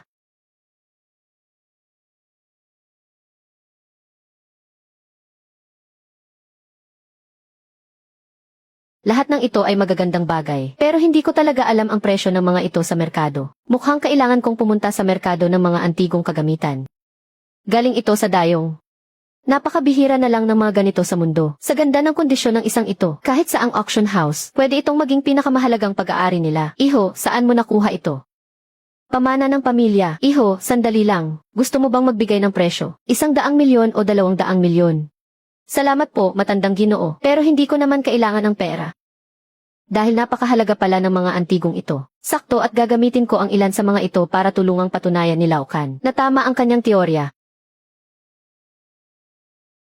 Dati ay nasa study room si tatay. Parang puno ng mga libro at dokumento ang mga dingding doon. Dapat ay nandoon sa loob ang mga dokumentong magpapatunay sa kanya.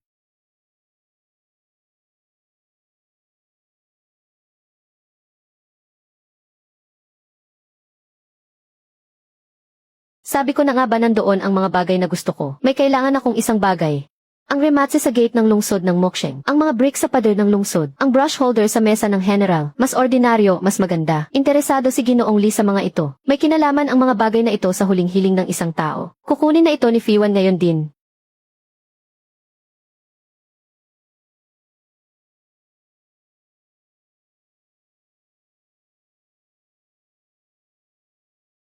Sapat na ba ito? Kung hindi pa sapat, mayroon pa.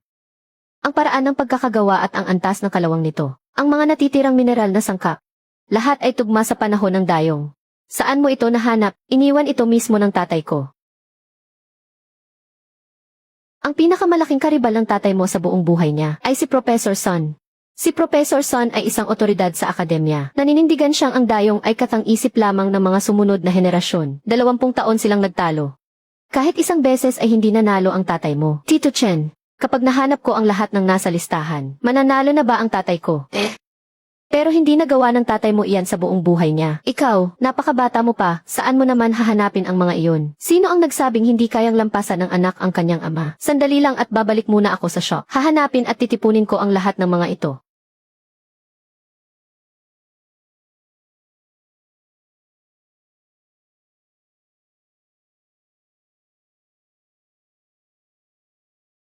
Amo, hirap na hirap sa paghahanap sa iyo si tito at tita. Araw-araw kang binabanggit ng pinsan mo. Sabi niya miss na raw niya ang pinsan niya. Pumayat ka. Ang payat mo. Naghirap ka siguro ng mag-isa sa labas. Ha ha ha. Nang mamatay ang aking tatay, 17 piraso ang nabawas sa mga kinolekta niyang antigo. Nag-report na ako sa pulis. Iniimbestigahan na ito ng mga pulis. Tito, alam ko kung nasaan na ngayon ang 17 gamit na ito.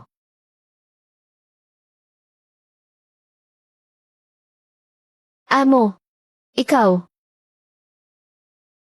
Nga pala, tanda. Sa susunod na Miyerkules may isusubasta akong tansong fangi. Siguradong maraming media sa oras na iyon. Gusto mo bang sumama at tumambay doon? Mga gurang, maging mabait kayo at ibalik nyo ang lahat ng kinuha ninyo. May problema ako rito. Nahanap na nila ako. Yan Fiwan. Maayos naman siguro ang lahat dyan no? General. Ang lahat ng ruta ng kalakalan patungong Moksheng ay hinarangan na ng mga tao ng prinsipe. Ang mga karwahe ng asin ay hinarang sa labas ng hangganan at hindi man lang makapasok kahit isang piraso ng batong bakal. Ang nakaimbak nating asin ay sapat na lang para sa 10 araw. Ang paslit na prinsipeng iyon, matapos tanggihan ng 3 beses, ay gumagawa na agad siya ng maruming paraan. Kung talagang matapang siya magharap kami sa labanan. Gusto ng prinsipe na putulin ang ruta ng kalakalan para pilitin tayong magpasako. Pero ang pinakamalaki nating sandigan sa panig ng prinsipe ay walang kamalay-malay sa nangyayari. Umalis muna kayong lahat. Kakausapin ko lang muna si Senyorito Lee ng sandali. Masusunod. Senyorito Lee. Pinuto ng prinsipe ang ruta ng kalakalan ng asin at bakal. Hindi pa tapos ang gawaan ng asin sa Moksheng at hindi pa nabubuksan ang minahan ng bakal. Sapat na lang para sa 10 araw ang nakaimbak nating asin. Fiwan, nagpadala na ako ng mga tao para madaliin ang paggawa ng gawaan ng asin at ng minahan. Pero kailangan pa rin natin ng solusyon sa emergency na ito. Ang malas talaga ng bibig ko. Hindi ko akalaing may problema ka rin pala dyan ngayon. Hindi yan importante. Ang ginagawa ng prinsipe na pagputol sa ruta ng kalakalan. Sa kasaysayan, tinatawag itong monopolyo ng estado sa asin at bakal. Gasgas na diskarte na iyan ni Emperador Wu ng Han. Sayang lang at ang inyong daanan ng asin at bakal ay hindi isang ordinaryong daanang pangnegosyo sa lupa, kundi ang banal na landas na hawak ng isang katulad kong lumang shareholder. Ang mukha ni Ginoong Lee kapag pursigido at masigla ay hindi naman talaga pangit tingnan. Ibig mo bang sabihin kapag hindi ako mukhang masigla ay pangit na ako tingnan? Hindi na mahalaga yan ngayon. Kung ihanda ko na ang mga asin at bakal para sa iyo. 5,000 kilo ng asin. Urgente ito. Ipadala mo na ngayon din. 5,000 kilo ng iron ore. Kailangan na ito ng isa sa mga pabrika ko. Ako na ang magbabayad ng rush fee.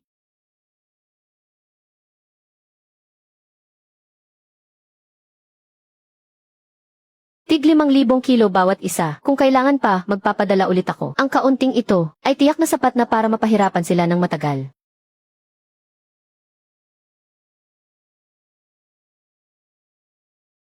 Huwag kayong matakot, mga kasama. Narito na ang Diyos ng Kalangitan para tulungan tayo. Huwag lang kayong basta lumuhod dyan. Sabi ng General, mag-overtime sa pagtatrabaho sa minahan at gawaan ng asin. May pabuya sa mga magtatrabaho ng maayos, kundi ay tatagain kayo. Mabuti na lang at nandyan pa si Ginoong Lee. Pero sa oras na ito, hindi kaya nagde-deliver pa rin siya ng mga supply. Tito Chen, kailan po may publish ang research paper ni Papa? Naka-schedule na ito. Lalabas na ito sa susunod na buwan. Isasama bilang appendix ang mga datos ng rivet na ipinadala mo. Maraming salamat po, Professor Chen. Iyan ay dahil sa sarili mong pagsisikap. Sapat na ang imbak natin ng asin at bakal ngayon. Utang na loob natin ito kay Ginoong Lee. May magandang balita rin ako rito. Lumabas na ang resulta ng pagsusuri sa edad ng mga rivet. Ang matandang nag-akusa sa akin na nanggawa lang ng kasaysayan ay formal nang humingi ng tawad ngayon. Binabati kita, Ginoong Lee. Sa wakas nalinisan na ang pangalan ni tatay. Natupad na ang huling hiling ni tatay. Ang sinasabi nilang pambihirang kilos ni Master Lee. Nagpapasalamat ang lahat sa langit. Sana ay naririnig mo ang aming panalangin dito. Diyos sa langit. Tanggapin ninyo ang aming pagpupugay. Wala iyon, maliit na bagay lang. Sandali lang, tatawag lang muna ako. Amo, bakit napatawag ka bigla? Ang 17 antigong gamit na ninakaw mo. Binigyan kita ng 3 araw. Ngayon, lumipas na ang 2 araw. 24 na oras na lang ang natitira. Ang paraan ng pagsasalita ni Master Lee, mas mabilis pa kaysa sa nakikipagyera. May tuturing ko rin itong sarili kong labanan. Master Lee, kailangan pumunta ni Feiwan sa tuyong lupang maalat. Magkita na lang ulit tayo. Sige, magkita na lang ulit tayo. Tatay, tapos na ang problema mo. Panahon na para makapaghiganti rin ako. Tumubo na. Tumubo nga talaga itong tinatawag nilang patatas.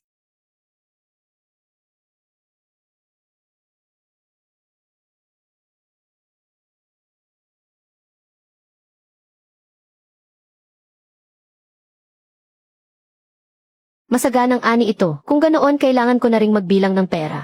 Kwadradong tansong sisidlan na may disenyong mukha ng hayop mula sa panahon ng dayong. Nagsisimula ang bid sa 30 milyon. Simulan na ang bidding. 52 milyon. Sold na. Ginoong Lee, ang mga relikya mula sa dayong na hawak ninyo, nabenta sa napakalaking halaga, ngunit may mga iskolar na nagdududa na ang dayong ay isa lamang alamat. Ano ang masasabi ninyo rito? Hindi isang alamat ang dayong. Inilaan ng aking ama ang buong buhay niya para patunayan ito, at patuloy ko itong patutunayan. Kumusta na kaya ang lagay doon sa Mokshen? Tatanungin ko si Yan Fiwan pagbalik ko. Ang narating ng Mokshen ngayon ay dahil sa napakalaking ambag ni Ginoong Lee. General, simula ngayon, puro magagandang araw na ang naghihintay sa Mokshen. Nasa atin na ang lahat. Ito na ang pinakamagandang lugar. Salamat sa iyong sakripisyo, General. Hindi naman ito mahirap. Ang tunay na nagsakripisyo ay ang ating dakilang Diyos. General, personal na pinamumunuan ng bagong Khan ang 300,000 hukbong nangangabayo at nasa 50 lina lang ang layo. General, matagal ko nang hinihintay ang araw na ito, matapos ang mahabang panahon ng pag-iipon ng lakas. Sa wakas ay makakasabak na rin tayo sa labanan. Sapat ang ating pagkain para sa 6 na buwan, at marami pa tayong supply ng asin at bakal. Ang labanang ito, kayang-kaya natin ito. Kung ganoon lumaban tayo, uubusin natin sila ng walang matitira. At sa susunod sasakupin natin ang palasyo ng kanilang Khan.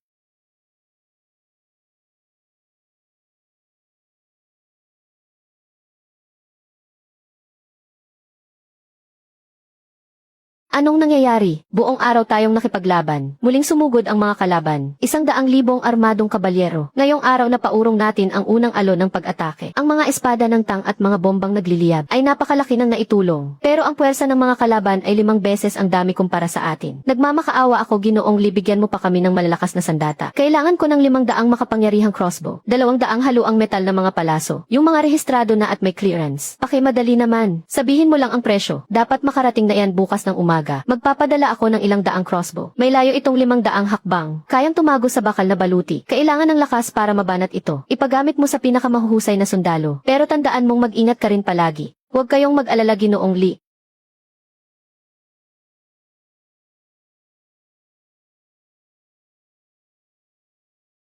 Ang bagay na ito, mas malakas pa kaysa sa mga pana ng kalaban.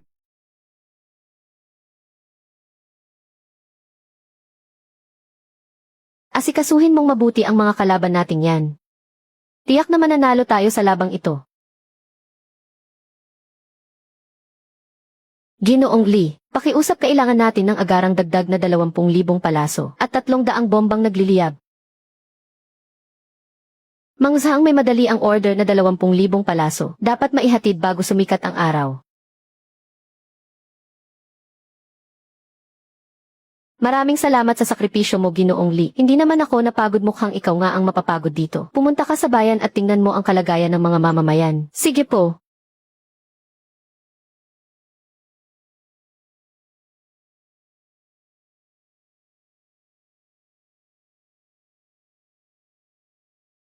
Sino ang pinagdarasalan ninyo? Ang Diyos sa langit. Humihingi kami ng gabay sa Diyos para manalo ang lungsod ng Mo sa labanang ito at para maging ligtas ang anak ko at makabalik siyang buhay. Totoong may Diyos sa langit. May pangalan siya si Limo. Kapag nanalangin kayo sa kanya, naririnig niya kayo. Kapag binigkas ninyo ang kanyang pangalan, darating siya at magpapadala ng kanyang pagpapala. Ipagkaloob ang banal na kagamitan. May pangalan ang tanging Diyos, siya si Limo. Limo. Naririnig mo rin naman ito, di ba?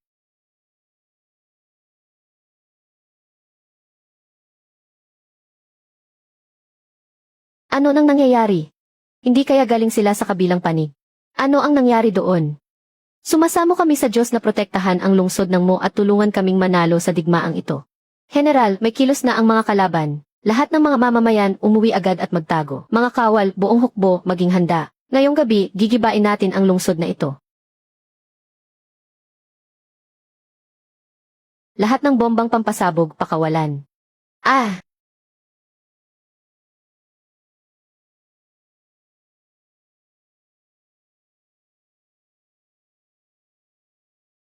Diyos Limo, iligtas mo ang lungsod ng Mo.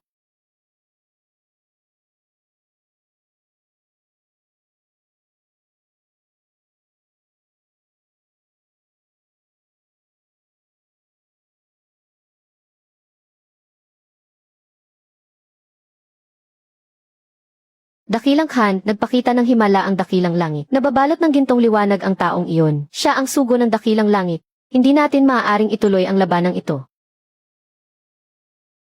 Sumasamba kami sa sugo ng dakilang langit. Ginoong Lee.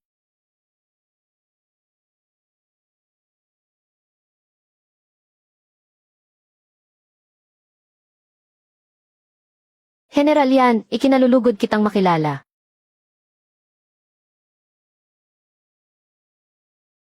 Ito ay, bumaba na ang dakilang Diyos. Nagbibigay galang si NV1 sa dakilang Diyos. Ilang beses ko nang sinabi sa inyo, ang pangalan ko ay Limo. Naniniwala ang mga kalaban na ikaw ay isang tunay na Diyos. At para sa amin, hindi ba't ganoon din naman? Dakilang Khan, galit na ang dakilang langit. Hindi natin maaaring ituloy ang labanang ito. Kapag itinuloy pa natin ito, magpapadala ng parusa ang dakilang langit. Paurong, umalis na tayo rito. Ginoong Lee, ang iyong napakalaking kabutihan ay hinding-hindi ko malilimutan habang buhay. Ang iyong napakalaking kabutihan ay hinding-hindi ko malilimutan habang buhay. Mukhang hanggang dito na lang ako papayagang manatili ng panandalian. Hanggang sa muli.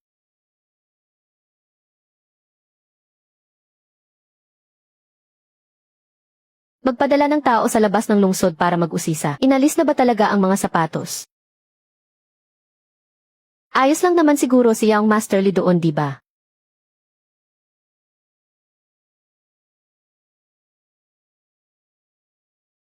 Sir Lee, may malaking problema. Nandito ang tito at tita mo, hinahanap ka. Mukhang nandito sila para manggulo. Sinong nagsabing masama iyon? Napakagandang balita niyan. Pupuntahan ko sila ngayon din. Anong hindi dapat? Hindi sana kita inilabas sa kulungan. Ano kaya ang lagay doon sa muksheng? Sir Lee, may 2 tao sa labas na naghahanap sa inyo. Tito at tita niyo raw po sila. 2 matandang asungot na naman. Amo. Nabalitaan naming big time ka na ngayon. Yung nandoon sa subasta, nabenta ang antigong banga ng mahigit 50 milyong piso. Sa kumpanya po iyon, hindi sa akin personal iyon. Kumpanya mo naman iyan, kaya sa iyo pa rin iyon, di ba? Amo mag-isa mong pinapatakbo ang napakalaking negosyo, nakakapagod kaya iyan. Bakit hindi mo hayaang tulungan ka naming tito at tita mo? Kagagraduate lang ng pinsan mo ngayong taon. Tamang-tama para makapasok sa kumpanya mo at makakuha ng karanasan. Hihi! Mga asungot! Dumalo ba kayo sa burol ng tatay ko?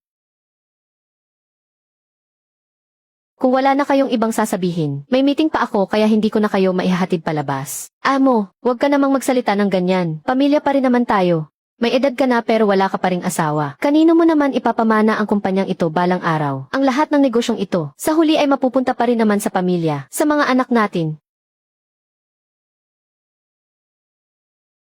Anong kalokohan ito?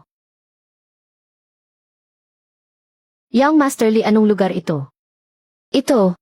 Saan ba sumulpot ang taong iyan? Huwag ninyong bastusin si Young Master Lee. Nakuha mo, may kailangan pa palang asikasuhin ang tita mo. Sa muling pagtingin ko sa iyo.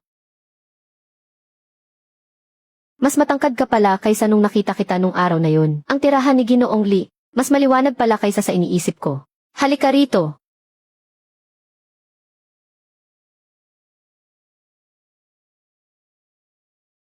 Ito ang mundo pagkalipas ng libo-libong taon. Medyo iba sa inakala ko. Pero dahil nandito si Ginoong Lee, hindi naman ito mukhang kakaiba. Elevator ang tawag dito, isang gamit panggala kaya huwag kang matakot.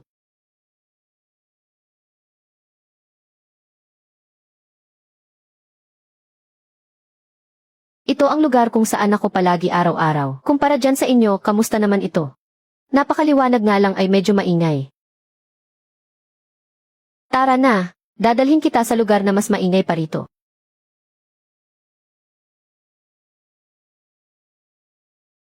Kanino ang kamalig na ito? Supermarket ito. Kung sino ang may pera, siya ang makakabili. 6 na buwan ang nakalipas. Nagmakaawa ako sa langit para sa kaunting pagkain. Pero dito, isang pakete lang ng buto ang makakalutas nito. Iba na ang panahon ngayon. Diyan sa inyo, ang mabuhay lang ang lahat-lahat. Dito naman, kapag buhay ka na, kailangan mo pa ring mamroblema sa napakaraming walang kwentang bagay. Maya-maya, tiyak na may pupunta rito para harangin ako sa pinto. Ang mga nakita ko ngayong araw, ibabahagi ko ito sa mga kawal pagbalik ko. Siyempre, walang problema. Karaniwang tao lang naman talaga ako. Para kay Fiwan. Hindi ordinaryo si Ginoong Lee.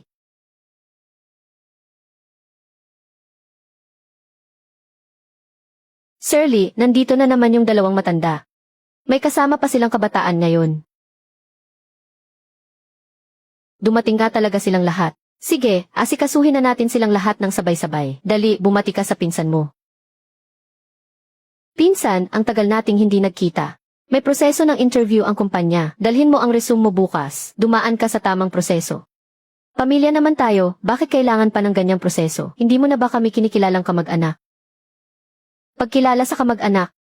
Kaya ba pumunta kayo sa libing ng tatay ko? Ma, huwag na lang. Ipasa niyo ang resume niyo sa loob ng 3 araw. Kapag hindi ko natanggap pagkalipas ng 3 araw, ibig sabihin kusang loob niyo nang binitawan ito. Kapag naging bastos pa kayo kahit pinagbigyan ko na, ipatatawag ko talaga ang mga gwardya para kalagkarin kayo palabas. Napakakaiba talaga nito. Napakataas naman ang tingin sa sarili, pero wala naman palang kahit anong kislap o kapangyarihan. Siya nga pala, tingnan mo kung ano ang ginagawa ni Fiwan. Kamusta naman dyan sa panig mo? Maayos naman ang lahat. Ang tito at tita ko, kasing sama rin pala ng ugali ng prinsipe. Doon sa pwesto ni Ginoong Lee, ang mga taong walang sariling hukbo, ay nagagawa pa ring manghingi ng pera gamit lang ang dila nila. Ang bilis mo namang naintindihan ang ibig kong sabihin. Siya nga pala tungkol sa batang babae kanina. Inilagay ang itlog ng inahing manok sa harap ng altar. Sabi niya ibibigay din daw ito sa batalang si Fiwan. Kakapadala lang ni Fiwan, at naibigay na ito kay Ginoong Lee. Sabihin mo sa kanya. Natanggap ko na ang itlog pati na rin ang kanyang mabuting kalooban. Boss Lee, may pumunta na naman dito. Sabi niya ay para raw sa interview. Simula sa araw na ito, magkakaroon ng karagdagang patakaran sa pagtanggap ng empleyado. Itataas ang pamantayan para sa mga aplikanteng kamag-anak at saka ako mismo ang mag-interview sa taong ito.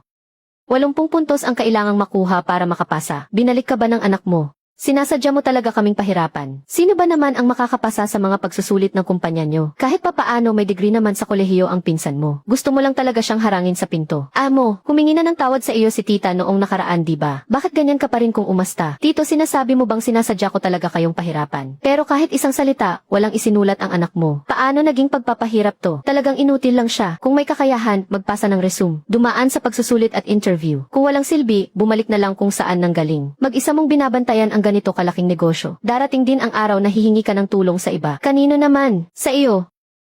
Kahit nga sarili mong anak, hindi mo mapasok. Sa sarili mong kumpanya, ano namang aasahan ko para magmakaawa ako sa iyo? May bumabagabag ba sa iyo, Ginoong Lee? Wala naman. Nakipag-usap lang ako ng kaunti sa masamang kamag-anak. Ang selyong ito ay inukit ni Fiwan para sa iyo, Ginoong Lee. Kayo po, Ginoong Lee, ang pundasyon ng Mokshen. Paano kayong mawawalan ng opisyal na selyo? Tanggapin niyo po ito. Sa susunod na punta mo rito, ililibre kita ng hotpot. Ano ba ang hotpot? Isang palayok na may apoy. Malalaman mo rin kapag nakita mo na. Kung ganoon, si Fiwan ay sabik na maghihintay. General, nagpadala ng shaman ang mga Xiezi. Sabi nila gusto nilang makipagkasundo sa atin. Papasukin ang sugo sa lungsod.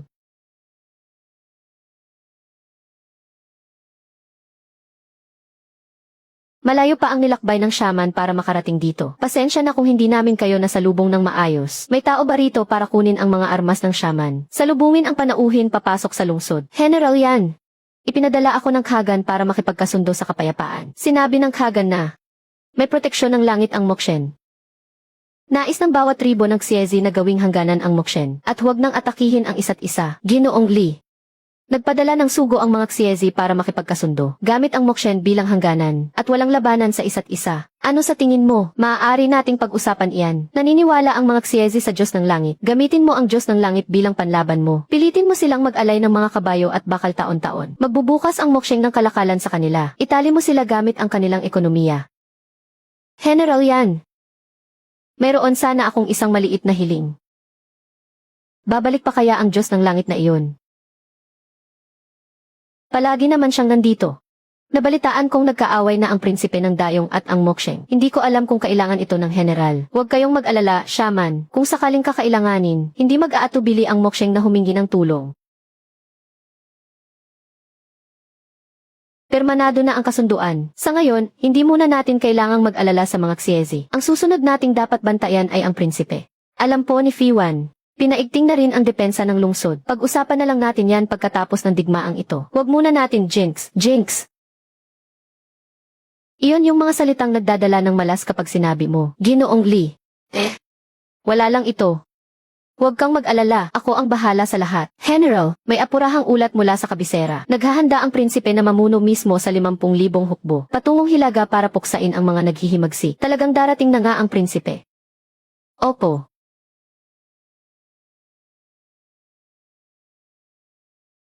Ginoong Lee.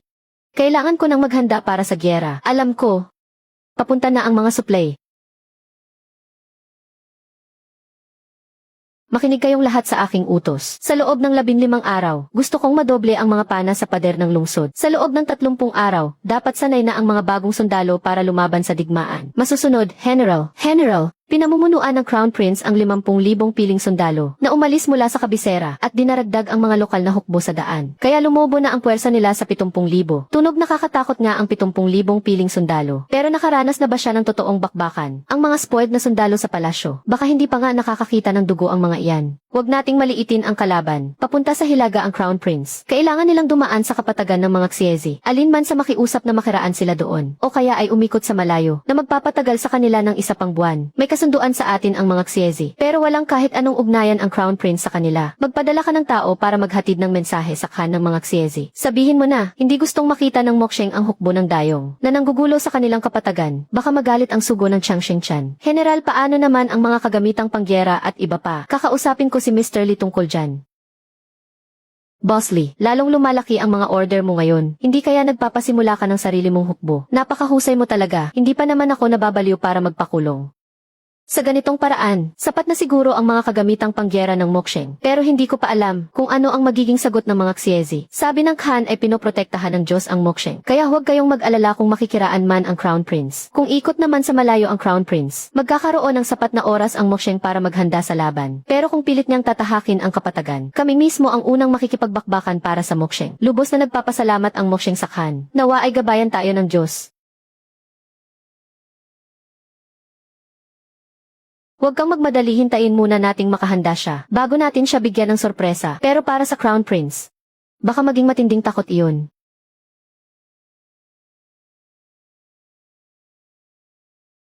Sumagot na ang Khan ng mga Xiezi. Ang kapatagan ay lupain ng dakilang kalangitan. Hindi maaaring pumasok dito ang hukbo ng dayong. Isang hamak na kuta lang ay nangahas pang humarang sa daan ko. Ikot na lang tayo sa malayong daan, kaya pa namang maghintay ng kamahalan. Umiwas nga ng daan ang mahal na prinsipe. May isang buwan pa ang lungsod ng Mo para maghanda sa digmaan. Gusto ng mahal na prinsipe na bago pa pumanaw ang emperador, ay makagawa siya ng dakilang ambag at patunayan ang kanyang sarili, para masiguro ang kanyang pag-upo sa trono. Kaya baka hindi na siya makakapaghintay pa. Naisayos na ni Fiwan ang lahat para mapabilis ang paggawa sa ikatlong pangkat ng mga banal na pana. Hayaan siyang umikot doon, at maghanda na lang tayo sa sarili nating paraan. Isang buwan, sapat na iyon para gawan kita ng mga bagong kagamitan. Mahal na prinsipe, nabalitaan ko na si General Yan ay dating nakatakdang ikasal sa tagapagmana ng hari ng Pingnan. Kaya espesyal nating inanyayahan ang tagapagmana dito sa Mo para sa isang kasunduan sa kasal. Kapag naikasal na ang general at ang tagapagmana, kikilalanin na ng korte ang karapatan ng lungsod ng Mo at hindi na magpapadala ng hukbo para sumalakay tagapagbalita. Maaari ka munang lumabas para magpahinga. General, kailangan mo nang maghanda sa lalong madaling panahon. Biglang nagbago ang isip ng mahal na prinsipe, at ngayon ay gusto na naman ng kasunduan sa kasal, at sa tagapagmana pa talaga ng hari ng Pingnan. Siguradong nagkamali lang ng narinig na balita ang prinsipe. Inisip niyang may pagtingin ka sa tagapagmana, para gamitin ang kasunduan na igapos ka, at makuha muli ng palasyo ang kapangyarihan sa hukbo. Ang mahal na prinsipe, ay katulad din talaga ng kanyang ama na emperador. Pareho silang napaka-inosente. Medyo maingay dyan sa pwesto mo, mukhang dumating na yata sila. Pupunta muna si Fiwan para tingnan ito.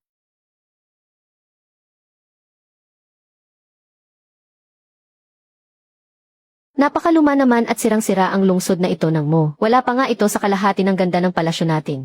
Mahal na tagapagmana, maaari po muna kayong pumasok sa loob. Naghanda ng isang piging ang general para sa inyo. Talagang nag-ayos pa siya ng handaan para sa akin. May halaga nga talaga ako sa puso niya. May problema ba sa utak ang taong ito?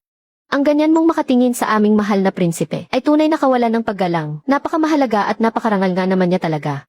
Sadyang mataas naman talaga ang kinalalagyan ko bilang prinsipe. Opo. Mahal na prinsipe, maaari na po kayong maupo. General Yan, bagamat mas matanda ka sa akin, at laging nakabilad sa araw at hangin sa digmaan, kaya medyo magaspang ang iyong balat, ngunit hindi kita husgahan dahil doon, basta't handa kang maging mabuting asawa at mag-alaga ng ating magiging anak. Tinitiyak kong hindi mo na kailangang mag-alala sa pagkain o kasuotan sa natitirang bahagi ng iyong buhay. Mahal na prinsipe, may 500,000 hukbo ng kaaway sa labas ng lungsod, habang may 20,000 kawal at 70,000 mamamayan naman sa loob ng lungsod. At ngayon ay kakausapin mo ako tungkol sa pag-aalaga ng pamilya. Ang pakikipaglaban ay tungkulin ng mga lalaki. Bakit mo pa kailangang magpakahirap bilang isang babae? Ang mga salitang iyan, ang bating na pumunta rito noon upang ihatid ang utos ng hari, hindi ba ganyan din mismo ang sinabi niya? Malayo ang binyahe ng mahal na prinsipe para makarating dito, kaya magpahinga muna kayo ngayong araw. Bukas ay may ipapakita ako sa inyo. Magpahinga na muna kayo, mahal na prinsipe. Kailangan ko nang mag-ikot para magbantay sa lungsod. Ang hiyas na ito ay ang pamanang kayamanan ng pamilya Pingnan, at ngayon ay inihahandog ko ito sa ating general, upang patunayan ang aking tapat na hangarin. Kagalang-galang na prinsipe, ito po ang inahing manok ng pamilya ko. Nangingitlog po ito ng 2 beses araw-araw. Nangingitlog ba ang pamanang hiyas ng pamilya nyo? Saan ba galing ang bastos na batang ito? Hindi mo ba alam kung gaano kataas at kahalaga ang katayuan ko bilang prinsipe? Sinasabi lang po iyan ng isang bata nang walang mali siya. Hindi naman siguro papatulan ng mahal na prinsipe ang isang salitang binitawan ng walang pakundangan. Alam ko naman na matagal nang may pagtingin sa akin si General Yan. Ngunit ang batang ito ay talagang walang galang at hindi marunong mahiya. Mga kawal, pakiusap namang ihatid pabalik ang mahal na prinsipe sa bulwagan ng pagpupulong. General Yan, nakapag-isip-isip na ako. Hindi ko mamasamain kahit sira-sira na ang lungsod ng Mo. At hindi ko rin mamasamain kahit hindi marunong magpasalamat ang mga tao rito. Handa akong manatili rito. Ano ba talaga ang gusto mo? May pagtingin sa akin si General Yan. At alam ko ring matagal mo na akong hinihintay. Kaya ang prinsipeng tulad ko, syempre ay hindi bibigyan ang iyong pagmamahal. Sino ang nagsabi sa iyo niyan? Ang Crown Prince. Nagkamali lang ng dinig ang Crown Prince.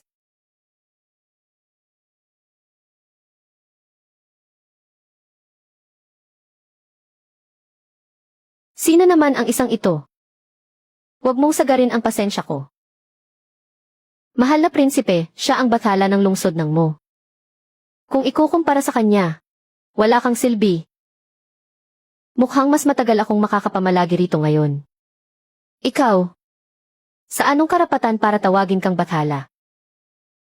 Ay ang feelingerong nagpapatugtog ng kudyapi araw-araw. Totoong nagpapatugtog ako ng kudyapi araw-araw. Ngunit ano ba ang ibig sabihin ng feelingero? Isang lalaking ordinaryo lang naman pero napakataas ng tingin sa sarili. Mga bantay, ilabas ang prinsipe sa lungsod. Sino ba talaga ang lalaking iyon? Bakit? Kahit si General Yan ay lubos na gumagalang sa kanya, siya ang bathala ng aming lungsod ng Mo. Nakalabas kang buhay dahil ang bathala ay nasa mabuting lagay ang kalooban ngayon. Kailangan ko ring pumunta para sumamba sa bathala. Sana ay huwag nang magkaroon muli ng katulad ng prinsipeng iyon sa lungsod ng Mo. Dumating muli ang bathala kahapon. Nakita ko iyon. Sige na, makinig ka na kay kuya. Paparating na ang iba para sumamba. Oras na para umuwi tayo. Noong araw na iyon sa tapat ng bodega, nakita ko mismo ng aking dalawang mata kung paano nagpadala ang bathala ng sako-sakong bigas. Kung ganoon, nasaan ba talaga ang bathala? Nasa tabi siya ni General Yan. Sino ba talaga ang sinasamba natin, ang Diyos sa langit? O ang General? Pareho, magkasama nating sinasamba ang Diyos sa langit at ang General. Parang nakita ko sila. Doon mismo sa may pader ng lungsod. Tanda ko na ang mukha ng prinsipeng iyon. Sa susunod na pumunta siya rito, tatakutin natin siya ng paulit-ulit. Mas mabuti kung mamatay na lang siya sa takot. Wag na, hindi na iyon babalik. Pero pinaalalahanan mo ako dun ang koronang phoenix na iyon. Mukhang katulad ng sinusuot ng babae kapag kinakasal. Pag-aaralan ko pa yan pagbalik ko. Kung ganoon, ipapaubaya ko na sa iyo ito, Ginoong Li. Hanggang sa muli. Tapos na ang usapin tungkol sa prinsipe. Magpatuloy sa paghahanda para sa labanan. Huwag nating maliitin ang kalaban. General. Inukit ito ng kuya ko. 3 araw niya itong inukit. Sabi niya kapag inilagay daw ito sa harap ng dambana, mapoprotektahan ito ang general. Nasaan ang kuya mo? Pumunta sa kampo ng pagsasanay para kumuha ng pana. Sabi niya malaki na siya. Gusto na niyang sumama sa general para lumaban sa pagkakataong ito. Sabihin mo sa kuya mo, nasasamahan at proprotektahan siya ng Diyos sa langit at ng general.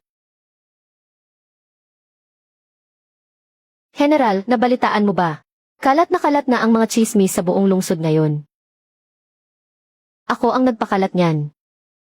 Nabalitaan mo ba? Isang maruming bagay ang duraan. Pangkukulam daw ang pagbibigay ng pagkain ng Diyos sa langit. Totoo yan. Sinasabihan ng Crown Prince si General Yan na nakikipagsabuatan sa masasamang espiritu. Tumahimik na kayo dyan. Pumila na kayo para kumuha ng pagkain. Ang mga dapat magtrabaho sa bukid, pumunta na sa bukid. Ang mga dapat gumawa ng espada, gumawa na ng espada. Pangalawang General Liu, sinasabi ng lahat sa labas na isang masamang bagay ang duraan ni General Yan. Ano sa tingin mo? Masamang espiritu. Dahil ba sa masamang espiritu kaya kayo nakakain ng lugaw na puti? Dahil ba sa masamang espiritu kaya hindi makasugod ang mga barbaro sa lungsod? Nakakita ka na ba ng masamang espiritu na kasing kapaki-pakinabang nito?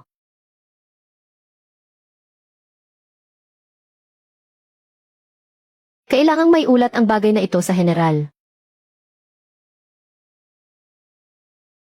Napakarami palang espiya dito. Huwag muna natin silang bulabugin sa ngayon. Hayaan mo lang silang magpatuloy sa pagpapakalat niyan. Tingnan natin kung anong kalokohan pa ang lalabas dyan. Tila may nakikipagsiksikan doon sa dambana. General, ano po ang gagawin natin?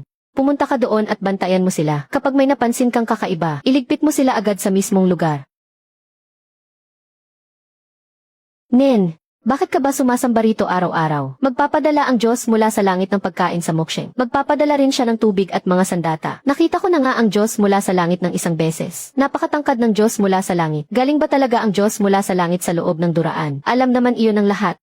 Talagang lumabas ang Diyos mula sa langit sa isang duraan. Kung ganoon, hindi ba isang masamang bagay ang duraan na iyon? Ikaw ang masamang espiritu riyan. Kayo ng buong pamilya mo ang masamang espiritu. Ayan, nakita mo na. Kahit nga ang kapatid kong babae, naintindihan iyan. Pero ang koronang prinsipe ay hindi iyan maintindihan. Mukhang hindi naman sa hindi niya maintindihan. Nagpapanggap lang siyang hindi niya alam.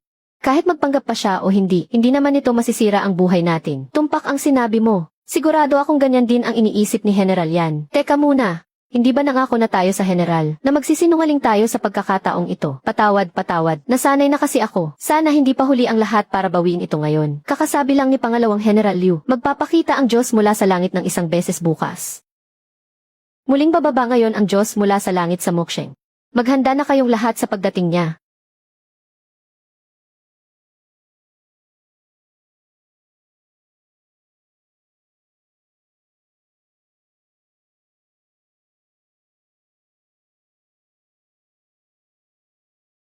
Hayaan nating ang sinasabing bathala na iyan, na tumayo ng ganyan sa harap ng lahat.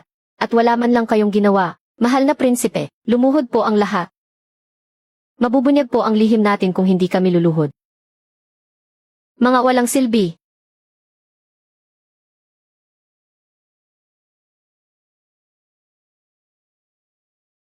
Parang nakuha ko na ang pattern. Anong pattern?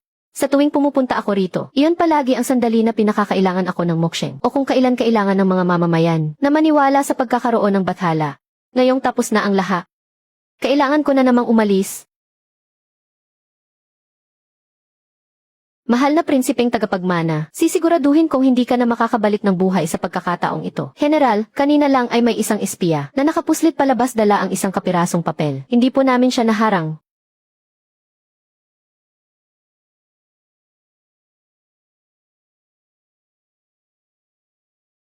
Ang mga nakasulat sa papel na ito ay hindi nagmula sa dayong. Sa kahit anong kilalang dinastya, ay walang ganitong uri ng pagsulat. Mukhang nagmula ito sa ibang mundo. Isang mahiwagang kagamitan na ayon sa alamat ay nag-ugnay sa dalawang mundo. Ang isang panig ay ang mundo ng mga buhay, at ang isa naman ay ang kabilang mundo. Ang pintuan ng dalawang mundo ay pumipili ng kanyang Panginoon. Kapag nakapili na ito ng kanyang Panginoon, maliban na lamang kung mamatay ang may-ari nito. Kung hindi ay hindi ito magpapasakop sa iba. Kung ganoon ay hindi lang Moksheng ang kukunin ko. Gusto ko ring makuha ang mahiwagang kagamitang iyon. Bilisan ang pagmamartsa. Kailangang makarating tayo sa tapat ng Moksheng sa loob ng 3 araw. Magpadala ng pangalawang pangkat ng mga espiya para pumasok ng palihim sa Moksheng. Alamin kung nasaan ang mga kinulimbat na pondo. Mag-utos din ng mabilis na mga ngabayo para magpadala ng mensahe pabalik sa kabisera para hilingin sa aking amang emperador na ipagkaloob ang ilang mahiwagang kagamitan na nakatago sa palasyo. Bathala, gusto kong makita kung sino ang mas malakas sa atin o ang mga kagamitan ng dayong na iniwan ng ating mga ninuno. Palapit na ng palapit ang hukbo ng prinsipe sa lungsod. Hindi tayo pwedeng hindi maghanda. Dito gaganapin ang huling labanan. At hayaan nating ang lugar na ito ang maging libingan ng prinsipe.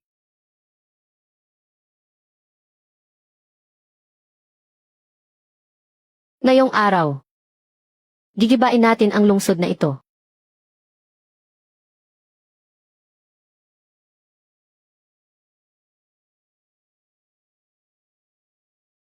Umatake ng harapan ang mahal na prinsipe. Hindi maaari. Masyadong malayo ang naaabot ng kanilang mga pana. Buong hukbo gumamit ng mga tablang kahoy at yero. Dahan-dahang sumulong gamit ang mga panangga.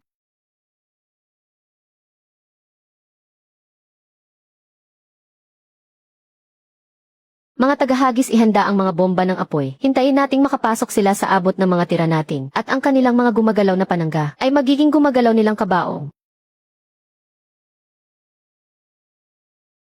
Nasa pinakailalim ang puwang ng mga panangga nila. Ibaba ang anggulo ng pana ng 2 degree. Asintahin ang mga gulong at binti ng mga sundalo.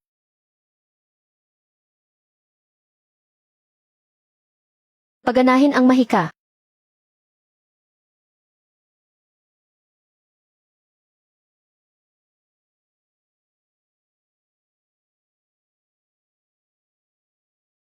Mukhang sinisira ng salaming iyon ang paglipat natin. Kailangan nating wasakin iyon.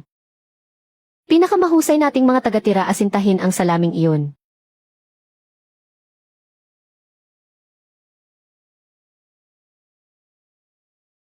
Hayaan nyo silang lumapit.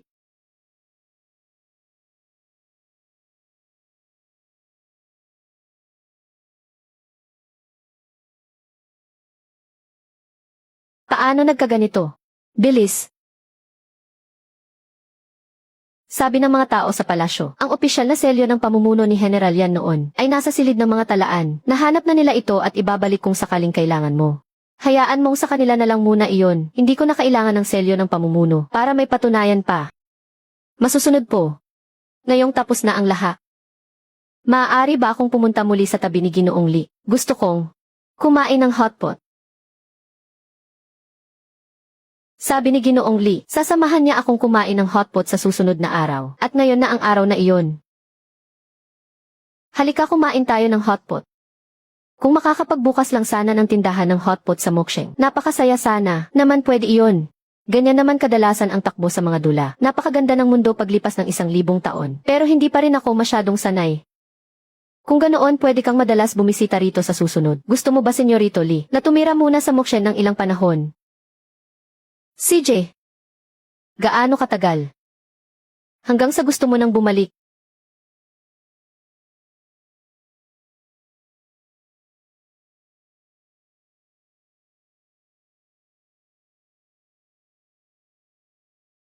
Maraming salamat po, mahal na Diyos. Huwag mo akong tawaging Diyos. Tawagin mo na lang akong Limo. Maraming salamat, Limo, dahil dinalhan mo ng tagsibol ang Mokshen. Walang anuman. Paglipas man ng 1,000 taon, tagsibol pa rin dito.